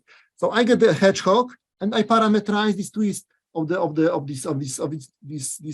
object, and now from this parameterization using the equation, automatically get this formula which turns out similar to Klein-Gordon for this parameterized twist automatically. So there is some difference. So there is this additional term which is not in Klein-Gordon. Also, there is missing mass in this moment. So in this moment. So this mass is very important because having this mass, I would get also the clock. But now I don't have the propulsion for the twist. So now the question is how to get this mass. I hope from the gravity. I'm working now. Okay, so and for the gravity, so here is an analogous derivation of gravity. Now I'm assuming that electric and magnetic field is 0, and I only rotate this temporal direction, and I get a second set of Maxwell equation. Now for this rotation, this temporal rotation. So these gammas, not spatial rotations, but kind of temporal rotations, I get second set of Maxwell equation automatically for gravity. So now I have some problems how to get Newton attraction. Instead of naively, we have 2 sources of of curvature as masses, and now if you take them together, we add the curvature, so naively we have increase of energy. So naively we have repulsion. The question is how to get attraction. So I hope from the signature of space-time, it changes the sign, and I hope also it will also give a repulsion, propel the clock, this twist of this clock. And this is the final slide. So this is nearly the entire model, very simple. So Ermini, so there is curvature of some field inside, defined by this generalization of Manfried Faber curvature with Higgs-like potential. And so this is kind of F-mini, but a bit larger, including also phase evolution and gravity. One simple unifying both, so it unifies all. It gives 3 leptons, neutrinos, baryons with protons lighter than neutron, and many other similar objects. So I hope that finally, after looking at effective description of this model, I should get something similar to the standard model. Okay, thank you. So please, somebody, please unmute and make remarks, questions. I might have missed it, but how big is your electron model? So in this part, I'm relying on Manfried Faber model. So it should be very similar. And in Manfried Faber model, the size is I don't even two. So periods. This is 2,2 I think femtometers. So it's like. So the size of electron is a difficult question. So there are I could discuss, but maybe let's take it to the further. So but generally as in Manfried Faber generally approach. I have a question too. You put twists starting on what looks like a Mobius strip. Would the same spectrum result if you started from something which was a double loop twist, so a non-Mobius strip as well? Or would that change? I'm just postulating a field, and here I'm just looking what is the space of topological excitation of this field, and I'm trying to find the corresponding particle physics. So for Mobius strip I have used. So for me, so the question is how to get the strangeness of baryons. So yes. For me the baryons are the simplest knots. One is fluxon in the center and loop around. It enforces the electric charge, making proton lighter than the neutron. And for the question how to get the strangeness, and I think that this loop around could have internal twist additional. I think you're right, Jarek. That's good, and I think that I'll say this when I give a talk eventually when I get around to doing that. But I think what's happening is you start out twisting something, and you end up with something that again looks like a string, or looks like a tube, and then you take that and then you twist it again, and it's that gives you the difference between up and down and strange and charmed, and it gives you the difference between electron, positron, and muon and anti-muon. So I think that's the right kind of approach. So why I think it's interesting because having this internal twist, it would release this twist, producing this kind of pions. So I interpret it as pions. So this internal tension should release these pions, and we can see it in baryon, strange baryon decay, in count decay. So it I like you're thinking about this kind of thing. I thought about it many years ago, but it'd be good to talk at some stage. Either have you come and visit me, or I'll come and visit you. Okay, good. Thank you. Let me be on time. So let me stop sharing. And now is Sam, I think. Yes. So if you can share your screen and start presenting. Yeah. Okay. Thank you.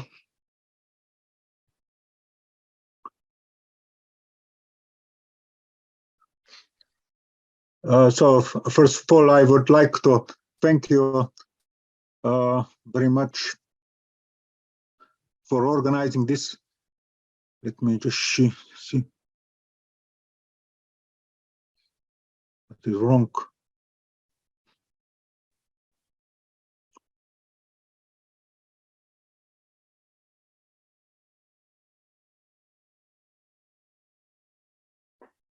Oh, what? I don't know what.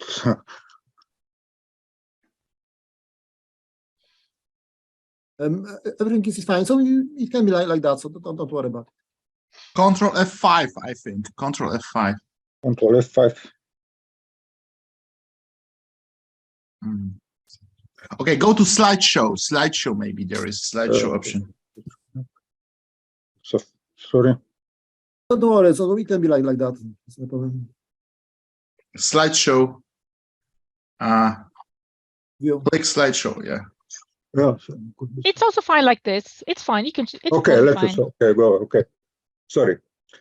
So I will talk about some excitation in liquid crystals that might be interesting for you. So I'm not very familiar with these models, but what we observe some excitation that we think that it might be of interest for broader audience. So I will talk about line defects. So in line defects, in liquid crystals, it's very easy to monitor them, to create, observe, stabilize. And so it seems that they they are related to this line singularity in other fields, superconductors, maybe color confinement of quarks. And so I will present some things in liquid crystals that I think that might be interesting for you. So if you look at a liquid crystal, you see you can very easily monitor these things. For example, here is some quench, and so you see you have some lines, so we can easily create different lines. And so if you look this, you see we have some lines, and we can manipulate them by laser tweezers. So we can play with them and see what happens. For example, here we have a lot of different lines, and so we are playing with them with electric field. We are rewiring. So this is experiment, and for example, here is a simulation. So what I would like to say, the pneumatic liquid crystals are very useful polygon to study these things because we have also support of experiment, and so you can test those things. And so if you look at liquid crystals, you see what is important. You have anisotropic molecules which weakly interact, and because they weakly interact, so they have these local fluctuations very strong, so they have this non-collective excitation pass, so the details are averaged out, and what remains is this rod-like behavior. And so this crucially, this mesoscopic rod-like behavior then dominates the behavior. So we have some kind of molecular field.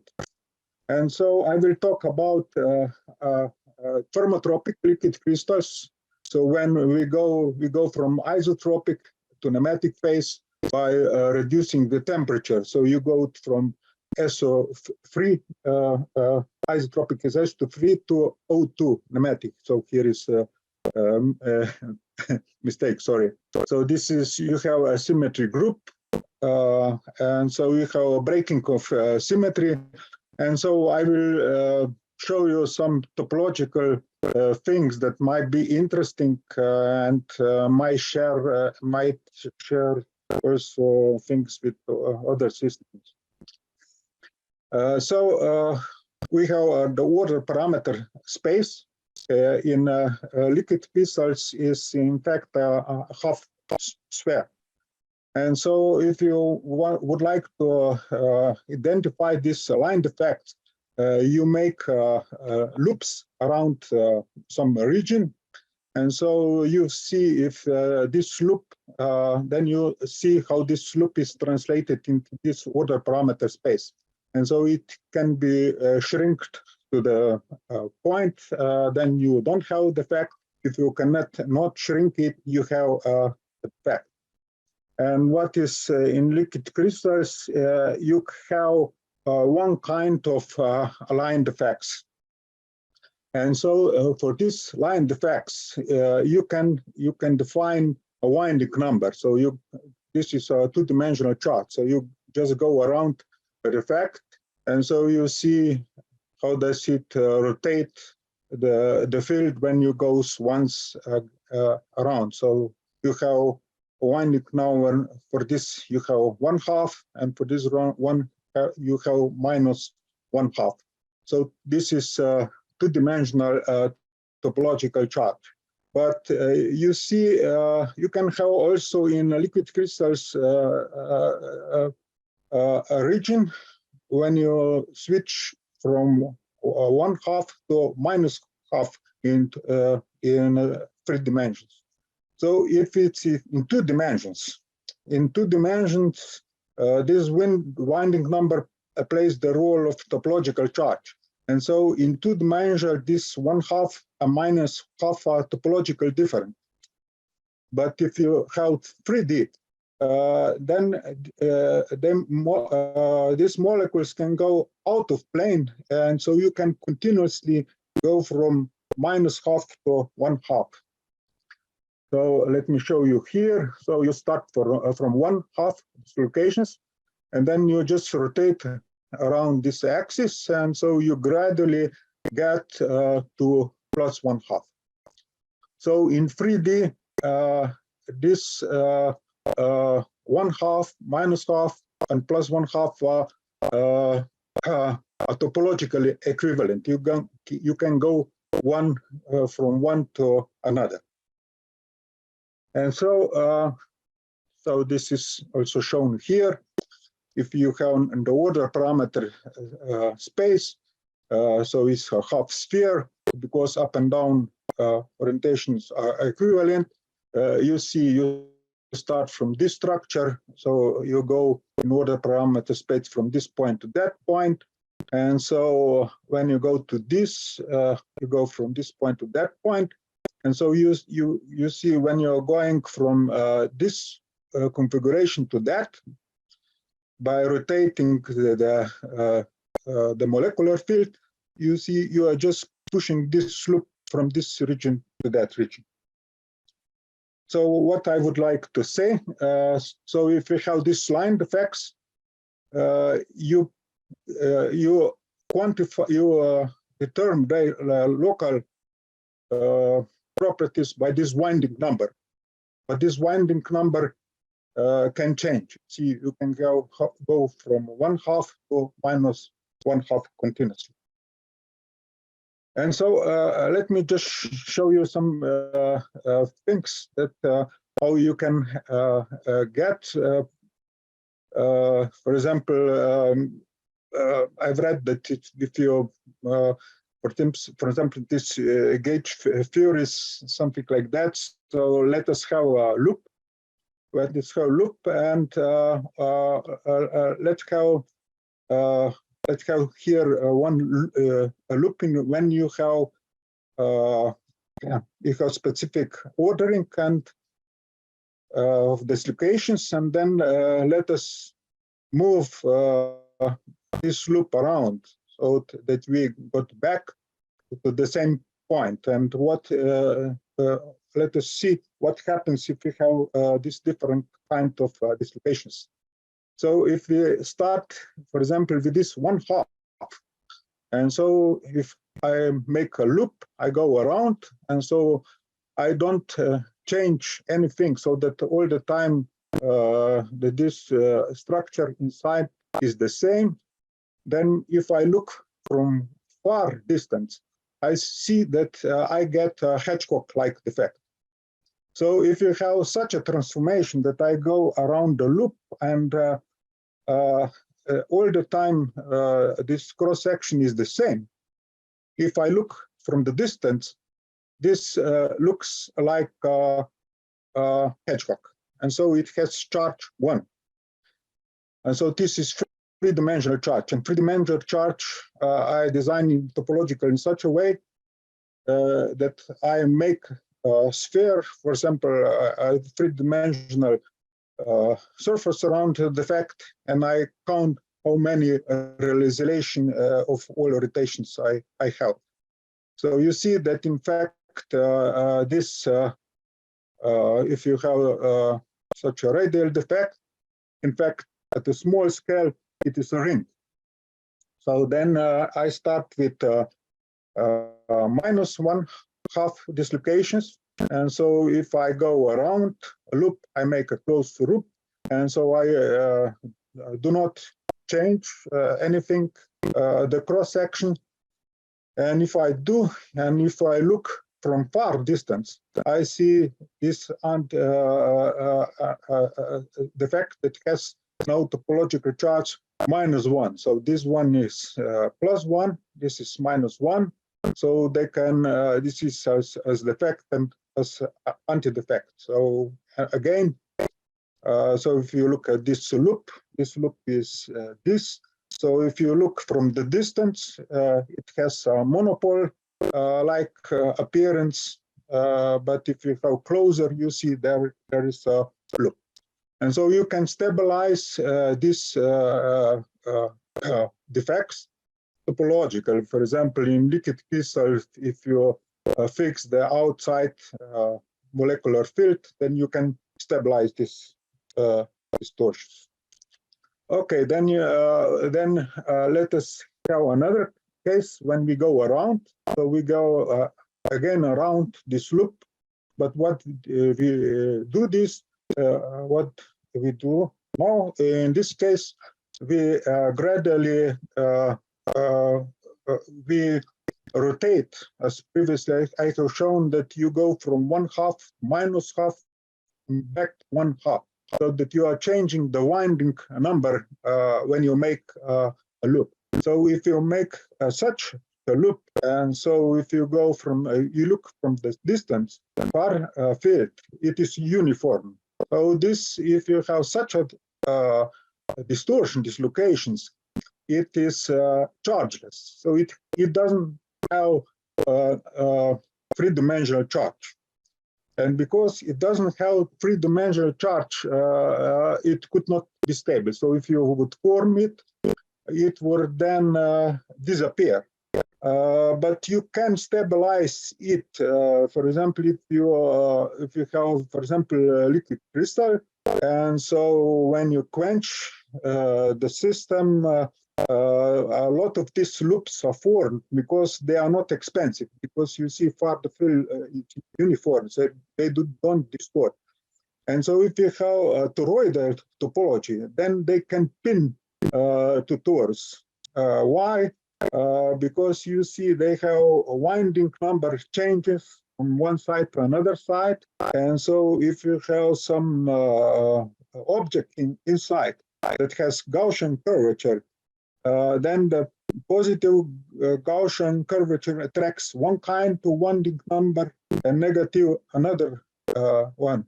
So what I would like to say, so if you have such a chargeless loops, you can stabilize in liquid crystals by topology. And so let me think about what might be this relationship to spin. You see, because this winding number in this liquid crystals, you see, it is you can switch continuously. You can go from 1/2 to -1/2 by continuous transformation. But one quantity which is also important if you have field-like objects is the helicity. So this is some example from vortices in water. And so you see that this helicity is conserved if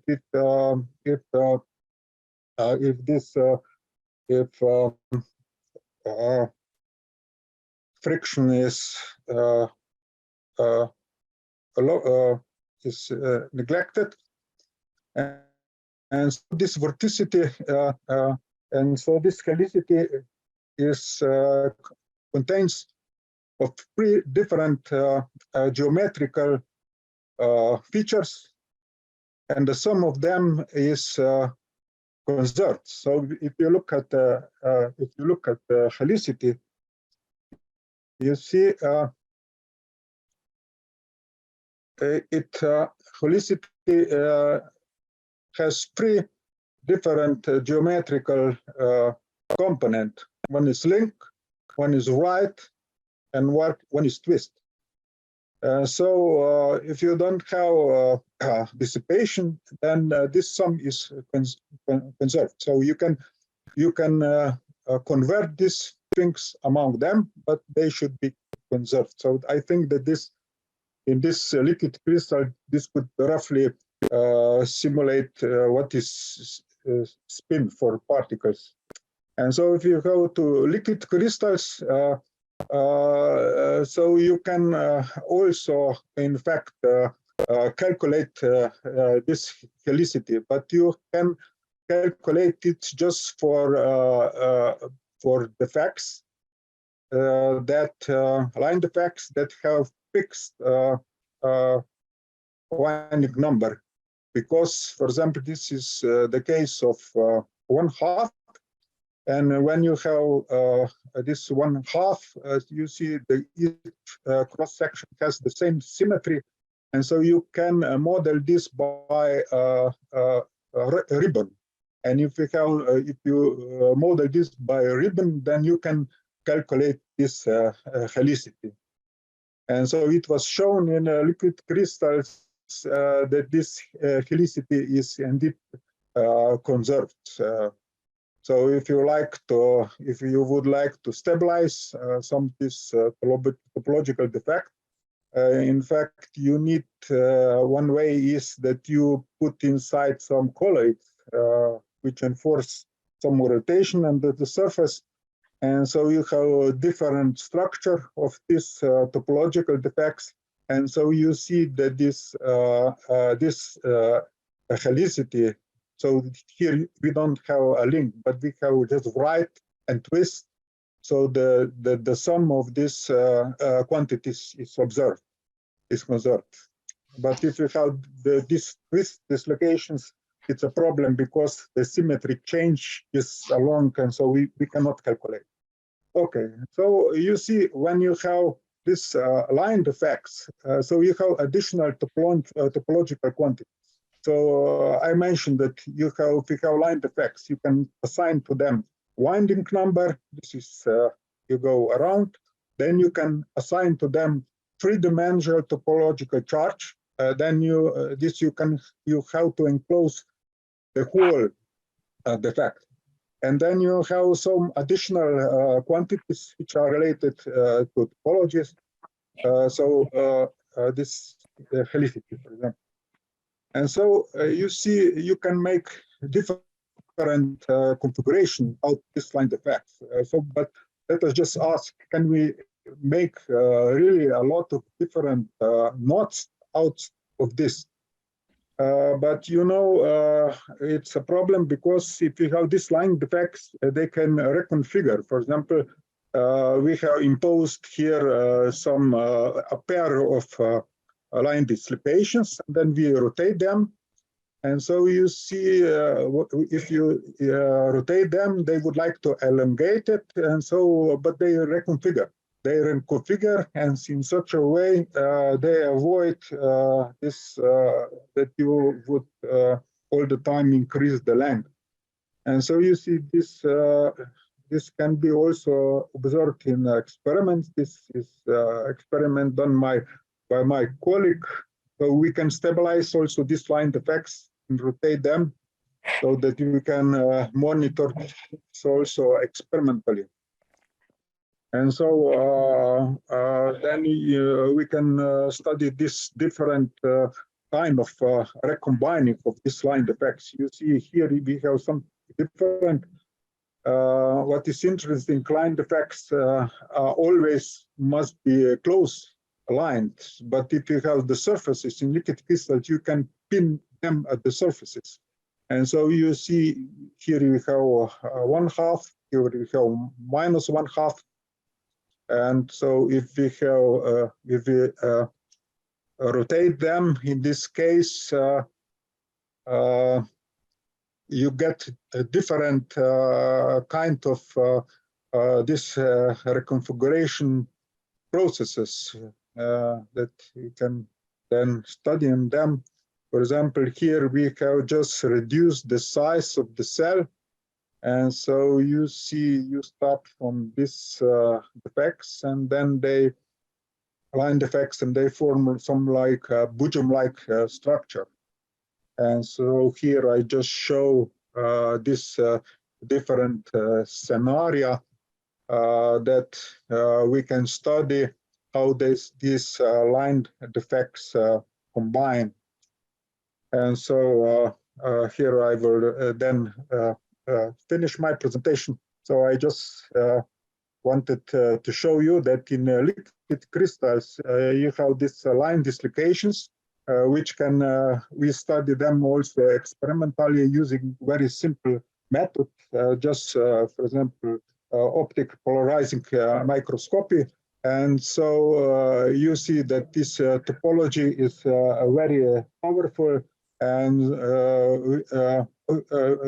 we see that these quantities, how these topological quantities are observed, and so you can test this in liquid crystal. Thank you very much. Thank you very much. And so it is very similar to my models in many ways. So using biaxial nematic, but why you are focusing on uniaxial nematic, yes, I think. Thank you very much. Any questions, comments?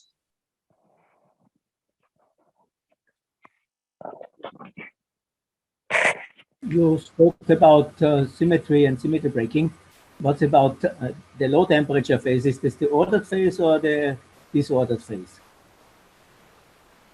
So you have symmetry breaking. So if you start from high temperature, you have isotropic ordering. So it is SO3. And then when you reduce the temperature, so if you don't have dislocation, you have some ferromagnetic like order, but you see the up and down equivalent. So you have O2 symmetry. You have O2 symmetry in this case. And so we are interested in this excitation in such a for such a symmetry breaking.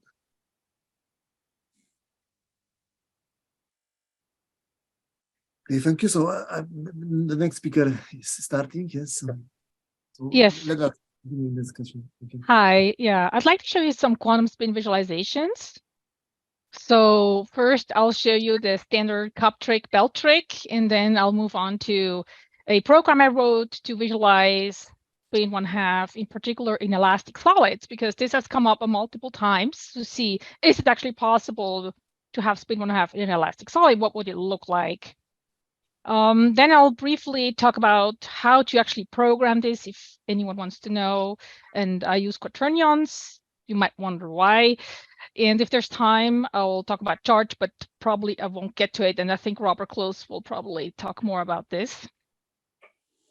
So it's basically, imagine you trying to rotate a cup, and they have strings attached here to make it harder. You want to rotate it continuously by holding it in your hand. You want to make it so you don't break your arm. You don't want to spill any content. And also, you want it to be such a way that it has to rotate twice to get back to its starting location. So how do you do that? And I first do it with the strings attached and then with 2 hands. And I pre-recorded it because it's kind of hard to fit it on camera. I'm not sure if you can hear the video, but yeah.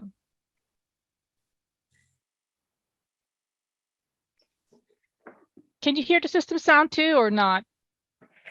No. Okay. So now there's 1 rotation so far, but it's still not the same configuration as we started with, right? Obviously. So we have to go around a second time to get back to the starting position. And you can see the strings are not entangled anywhere. You can do this continuously.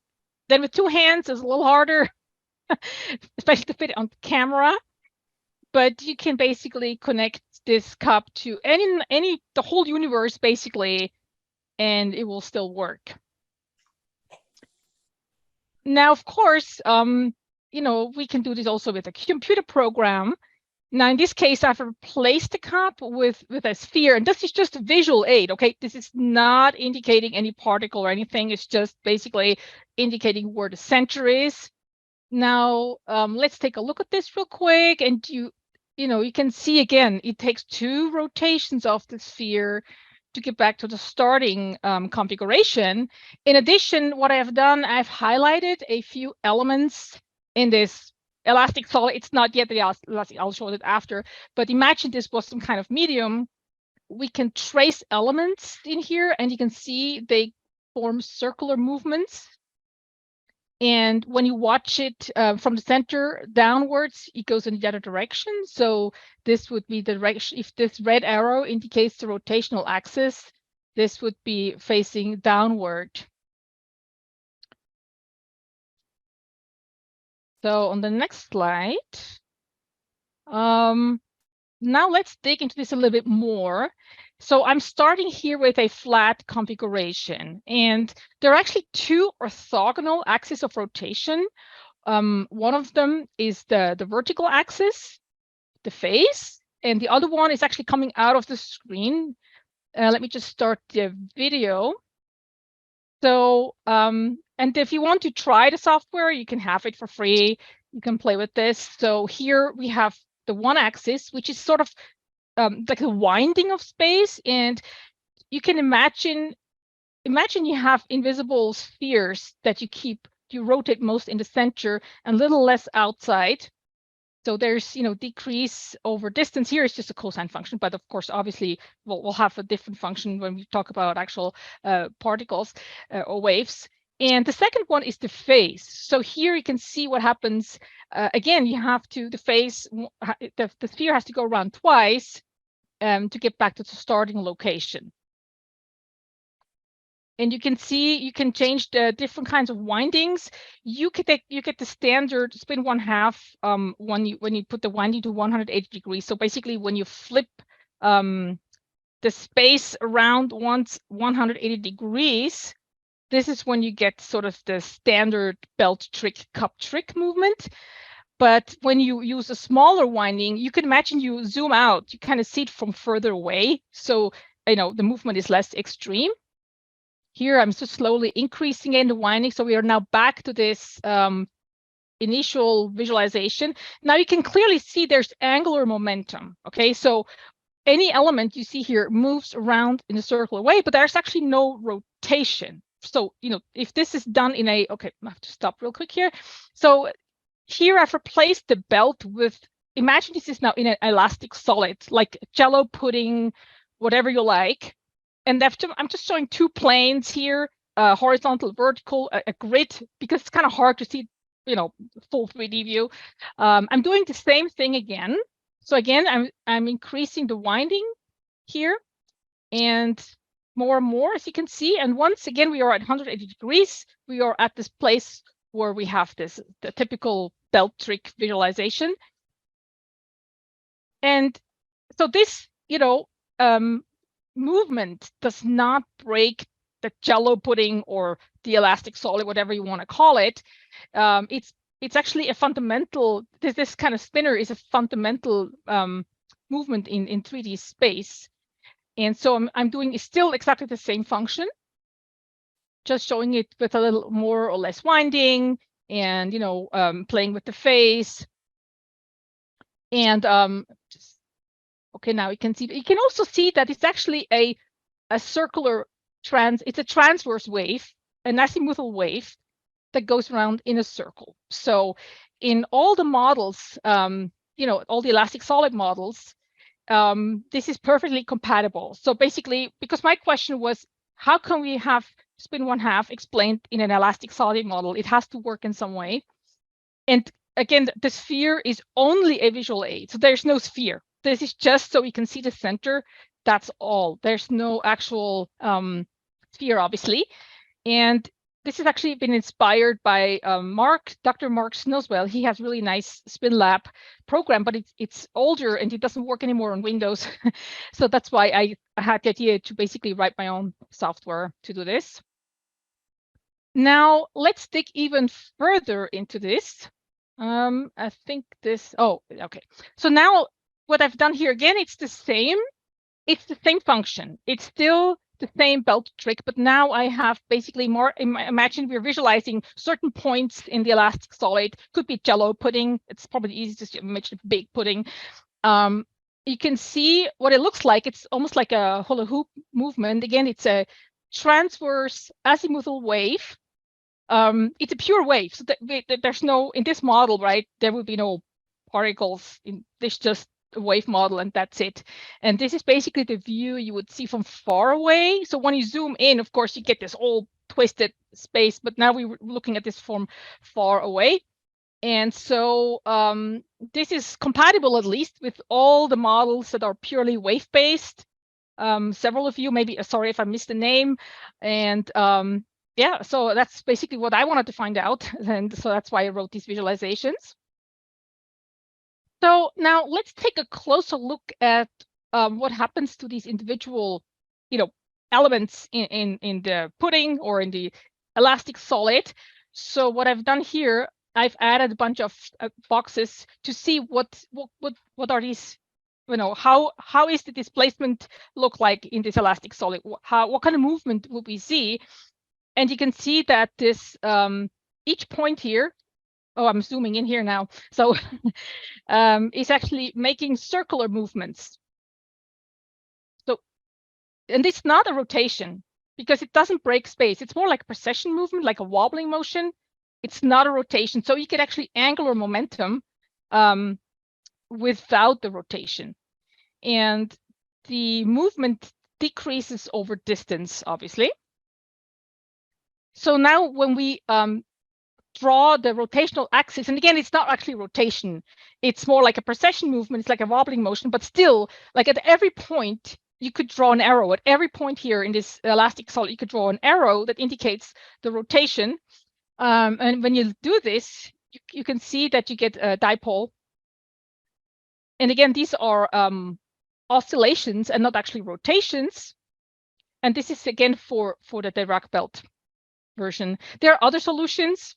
And just again, to be clear, there's the sphere is just for visual aid. That's it.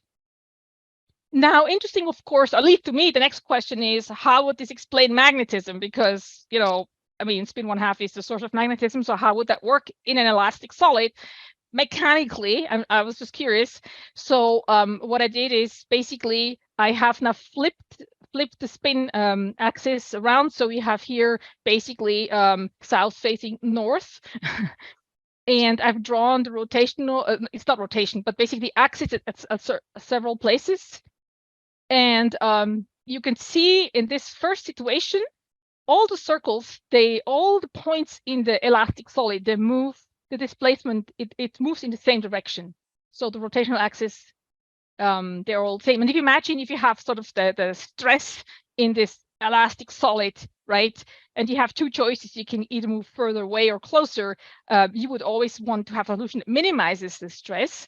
Because now when you look at this, the other way, when we flip, so I flipped this around, now we have south facing south. And you can clearly see this results in a repulsion because now, one side is moving clockwise, the other counterclockwise. That doesn't work. So if you calculate, and I've indicated the stress a little bit here, if you had a choice, right, the system always tries to reduce the stress. This would result in repulsion. So at least to me, this seems kind of a mechanical explanation of why the world would spin 1/2 result in magnetism if the universe is some kind of elastic solid. So a little bit, how do you actually calculate this?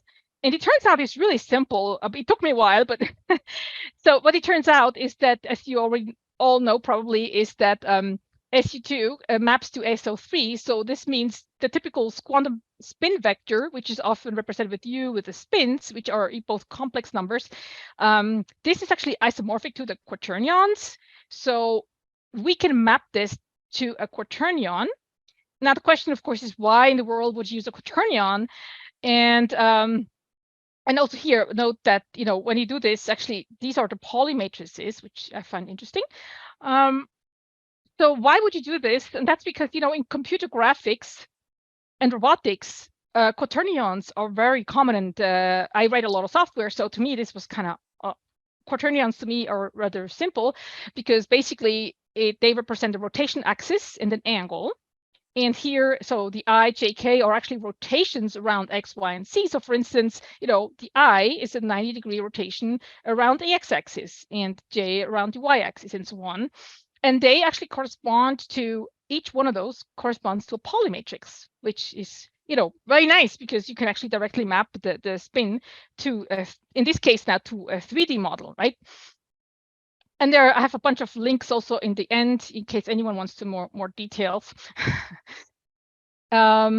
Yeah, so of course, and now, once you do that, once you see that I and J and so on are just rotations, these rules are obvious, because, when you first rotate around at the X-axis, right, and then around the Y-axis, well, of course, you get minus, you can get -1. So all this is actually, it's actually, I think it should be -k. Yeah, so these rules are actually kind of obvious when you look at it that way. Now, of course, you can use matrices as well, right? So you can actually map any quaternion to a rotation matrix. So if you prefer rotation matrices, it's totally fine. To me, quaternions are easier, because that's just so much easier than have this whole thing here. So how do you actually calculate this? Obviously, we want to have a continuous function, a function of time and space. Now, the time is actually the phase. And in most of the simulations I've done, I have used the vertical axis, so the z-axis here, as the phase. And you can represent this as a function that returns a quaternion. And this is what if you want the matrix version of this is what it will look like. So this is Q of t, a function of time. And then you have the inverse here. You can check that these multiplied gives the identity. The other one is a function of distance. So this is the winding I mentioned. So Mark Snoswell has a really nice document on this. He calls it the winding of space, or the kernel function. That's the part that the winding, and this is the function of distance. So, it might be something like 1 over r squared. Here is just the cosine for simplicity. This is what it will look like if you use cosine and sine. So, at the outside, there's less winding, and you increase the winding as you go in. And so the overall function to calculate this is basically just Q times the kernel times inverse. That's all. I mean, that's really, really simple. You can calculate the whole animation. Now, of course, so actually, if there's ever another time, maybe I can also give a longer presentation, because there are many different kinds of oscillators. This is just the simplest solution here, the circular one. That's the easiest one. So you have Q and the kernel function in the inverse. That's the simplest one, of course, but you can actually create many more complex functions. You can even nest them, and they're all valid. They're all valid. None of them break space in any way. There are also other solutions, and this is not exactly correct. I didn't have time to actually write the simulation for this one. You can also have a helical structure. So you can, again, the z-axis is so the phase axis would be the vertical axis here again. And imagine you're holding a rudder in a pudding, and you're making this motion here. So you're not breaking the pudding, you're just making this motion. And then you also stir a big soup. So you're also going around, and when you combine this, you get this helical motion. And again, it's not rotation. It doesn't break space. It's a helical movement, like a wobbling movement. And this would also be a valid solution. And I think maybe Robert will talk about this, but sure. So I think I actually have some slides on charge, but I'll skip that for now, because I'm running out of time. Because also maybe another time then we can talk about this. So in summary, basically, this spin visualized in an elastic solid, it would represent angular momentum, intrinsic angular momentum, without actually rotation. It doesn't break space. It's basically a transverse azimuthal wave. It's compatible with all the models that are purely wave-based and have some medium, whether it's an elastic solid or you want to call it quantum foam or tension field. It would be compatible with such a model. And the spin 1/2, it creates a dipole, which would explain why you actually get magnetism, because you have these little circular movements. yeah, and maybe, zitterbewegung is also a big topic. This would be basically mean we have these oscillations going on all the time, which could indicate zitterbewegung. Are there any questions? Are there any questions? If you have questions, please unmute and ask. Or we can also have a discussion afterwards, right? We have like several hour block for discussions. Yes, Chandra, that's the most beautiful 3D demonstration I have so far seen in my life. Thank you. Well, they're actually better one. This is just, it's interactive, so you can play around with everything. So that's beautiful, beautiful. Thank you. Thank you. Chantal, could I ask, you're making these things available, but what have you written them in? Is it well, there's something called Unity. It's actually a gaming engine to write computer games. And I use C#. And the nice thing is, Unity, the game engine, has quaternions are built in. So it's like, of course you use quaternions, that's like the obvious thing to do. have you used left-handed or right-handed quaternions, or do you know? I don't remember. No, I don't know. Yeah. Well, ij = k is left-handed. Oh, sorry. Yeah, that was a mistake. That was a typo. That was a typo. No, ij is k. That's right. It should be plus k, and jk is I, and you were right on the slide, I think. Anyway, oh, okay. Well, during the talk, I can't think straight, so yeah. Yeah. And plus, the thing is, you can actually, the camera, you can move it around, so you can actually see it from all angles, kind of helps to explain. Like, I wanted to really see them in my head, so I moved around the camera and watched it from all sides, so. Anyway. I think Robert Close is next. So I'm going to stop the share. Here. So you can share your slides.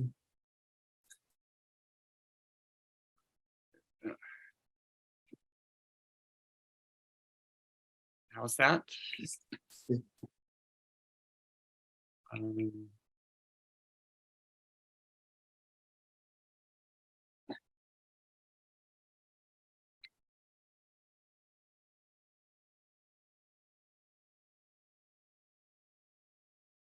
Okay, so I'm going to talk about the elastic solid model of an ether.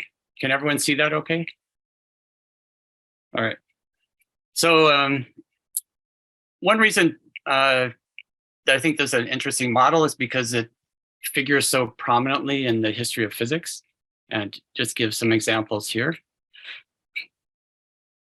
And also a little history of quantum mechanics. We have Louis de Broglie, first proposed the wave nature of matter.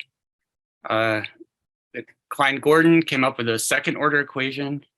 And then Paul Dirac came up with the first order equation, which of course became QED and then the standard model. So my contribution to this, not that I'm with these other guys, but is I came up with the classical physics definition of spin angular momentum density. It's the field whose curl is twice the incompressible momentum density.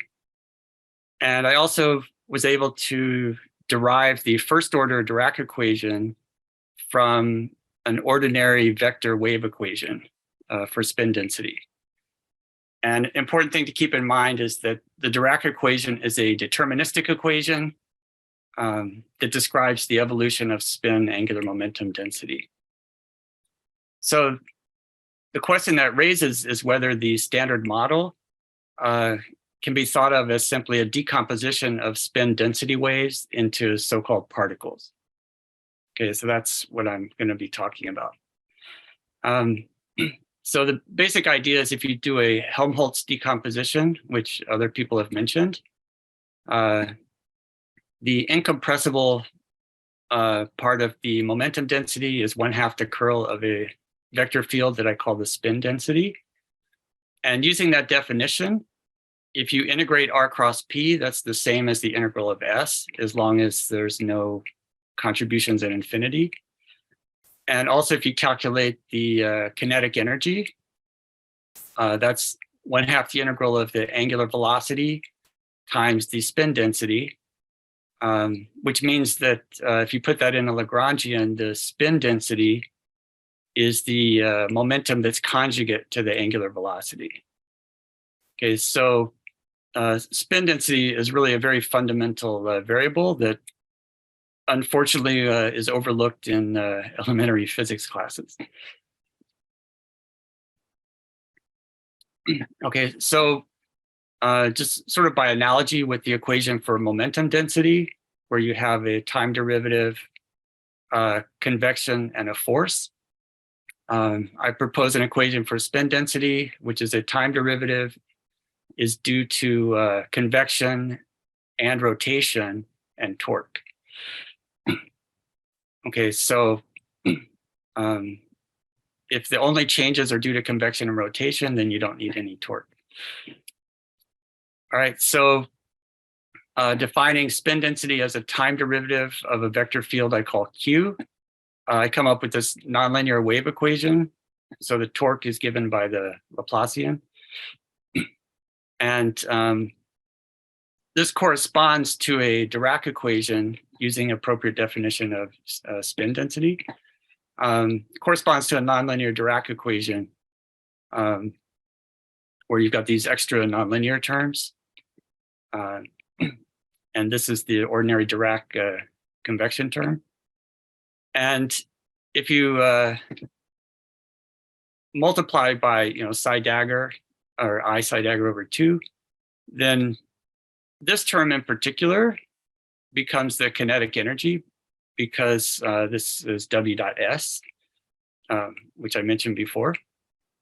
And if you look at the classical wave equation and take the wave velocity times the wave momentum, which is more or less what you have here, wave velocity times wave momentum, that corresponds to potential energy. And so the time derivative in that, and also for transverse waves, I expect this term to be 0. So that would imply the time derivative would give you the total energy. So there's this nice correspondence between terms here. So if we take the Dirac equation for spin density, which you would get from the electron equation, just multiply psi dagger sigma over 2 and then add the complex conjugate, you would get this expression. This is what you would end up with, this sort of complicated expression here. But I was able to actually derive this equation from the wave equation. And the corresponding terms are the time derivative corresponds to the second derivative of Q. This term corresponds to the gradient of a divergence. And this term corresponds to the double curl. So these two terms combined give you the Laplacian. Okay, and I just want to point out that if you take a one-dimensional wave equation and look at the solutions, the solution is a sum of a forward propagating wave and a backward propagating wave along the axis. And these two solutions are independent states that are 180 degrees apart. So they're characteristic of a spin 1/2 geometry.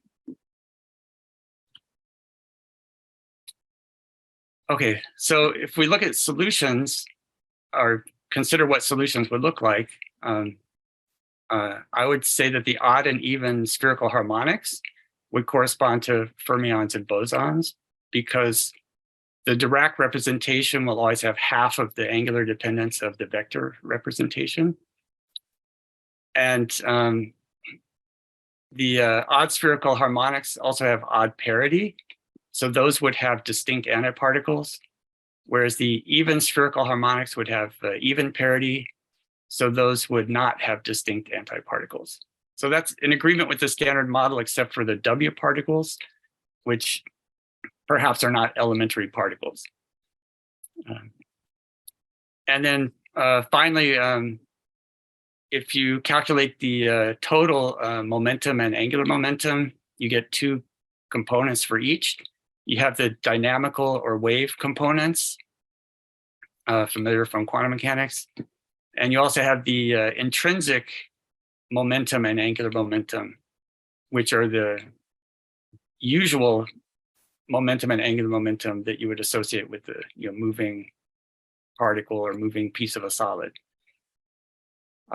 This intrinsic momentum actually has been derived previously under different circumstances in order to get consistency with general relativity. And in terms of the angular momentum, we have the orbital and the spin angular momentum.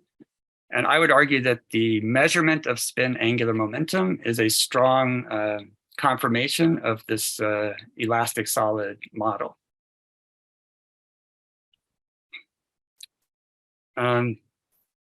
Interesting thing, if you look at the angular eigenfunctions in Dirac theory and look at how they change due to the mass. So here's angular velocity operator. Here's the mass operator. If you plug in these angular solutions, what you find is that the change of velocity is only in the radial direction. So you have a radial acceleration of velocity as if it's propagating in a circle.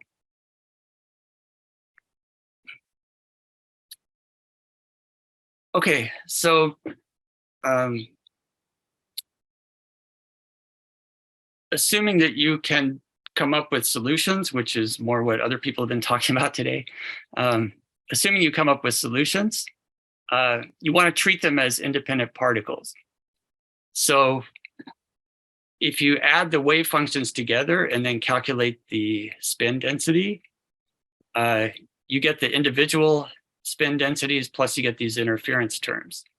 So if you want to treat these as independent particles, you have to cancel out the interference. The interference has to be 0. And if these are spin eigenfunctions, or actually just one of them is a spin eigenfunction, that results in the exclusion principle. Basically these have to anti-commute. And then this would not be true if you just plug in a wave function, but you can force this to be true if you put in some phase shifts to cancel out the interference. So the key here is that by assuming independent particles, you can maintain that even when they're interacting if you put in phase shifts so that there's no interference between them. And those phase shifts give rise to the interaction potentials. So just working that out, if you look at the effect of these potentials on the momentum operator, you add in a gradient. And if you look at the effect on the Hamiltonian, you actually get 2 terms. One is a time derivative, and one is also a gradient term. And the time derivative corresponds to the electrostatic potential, and the gradient term corresponds to the vector potential. Okay, so these are the definitions of the electromagnetic potentials. And if we work out the rate of change of momentum, we end up with actually these commuting derivatives, 2 sets of commuting derivatives. But because this is a phase angle, these derivatives do not commute, okay, because you can go around the circle and the phase can change by 2 pi, for example. So using this definitions of the potentials and assuming the charge density is proportional to psi squared, and then the current proportional to the wave velocity, we can work out the electric field and the magnetic field here. And so you get the Lorentz force. Okay, so just to give some examples, if you have a pure phase shift, which you might have in let's say a macroscopic system, where you've got everything synchronized into a pure phase, everything's in phase, then if you work out the magnetic vector potential and take the integral, that has to, come back within a factor of pi or some multiple of pi. And that gives you the quantization of magnetic flux, because by Stokes' law, this is the same as the integral of magnetic field over the area. So you get magnetic flux quantization from that. And if you have a phase shift with a weighting, radial weighting, like you might have for a single particle, then you've got the phase shift here, but then you've got this 1/r weighting, and I threw in some factors here. And I just stuck this extra term on the end here. The average value of the sine is 0.6366. This is a way that you might, if this is the wave function, has this kind of dependence, then you break the singularity at the origin. So, but anyway, I'm just going to ignore that factor for now. The vector potential looks like this, and all the flux comes from the phi component. So the magnetic field would have this dependence, which is the same as you would get for the electron. If you integrate to find the flux, it's the same as what you'd get from an electron dipole moment. And if you look at the electric field, assuming that the time derivative is just due to convection of the phase, if you work that out, it ends up being the same as the phase velocity across the magnetic field, and you get the 1/r² dependence.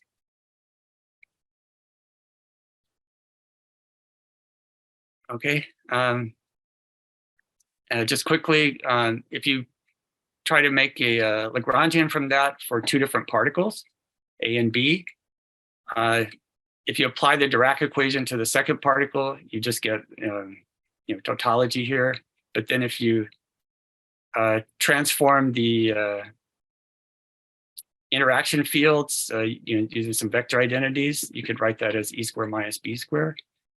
And in QED, you vary the potentials, but you don't vary the currents, whereas here you vary the electric field twice, basically.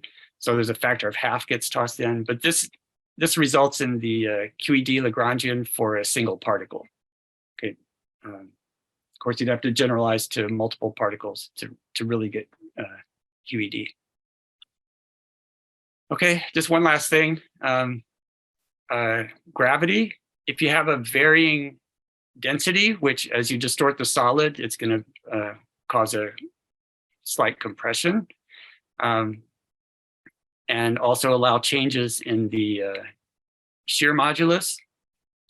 If you describe a particle as being a radially dependent wave function like this, then that's a stationary particle. Then a moving particle would have a Lorentz boost applied to it. So it would look like this with a variable speed of light. The radial dependence varies with the density to the 1/3 power.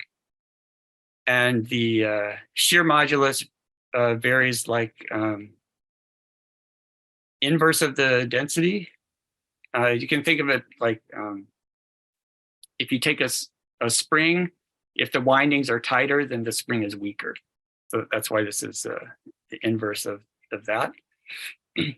So the index of refraction goes like density to the 2/3 power. This is entirely equivalent to general relativity, with the temporal metric components going like 1/(n), and the spatial metric components go like (-)(n).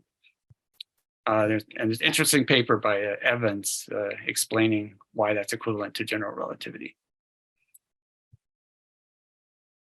Okay, so just in summary, these are some of the properties I can get from a solid ether model. And that's finishes my talk. Thank you very much. Chandra, okay, go ahead, please. Good. Jarek. So please unmute The Chandra, Robert, I'm very impressed. Again, it's a beautiful, comprehensive theoretical work. Of course, the whole group is presenting very excellent theoretical work, but yours appeared to me quite comprehensive.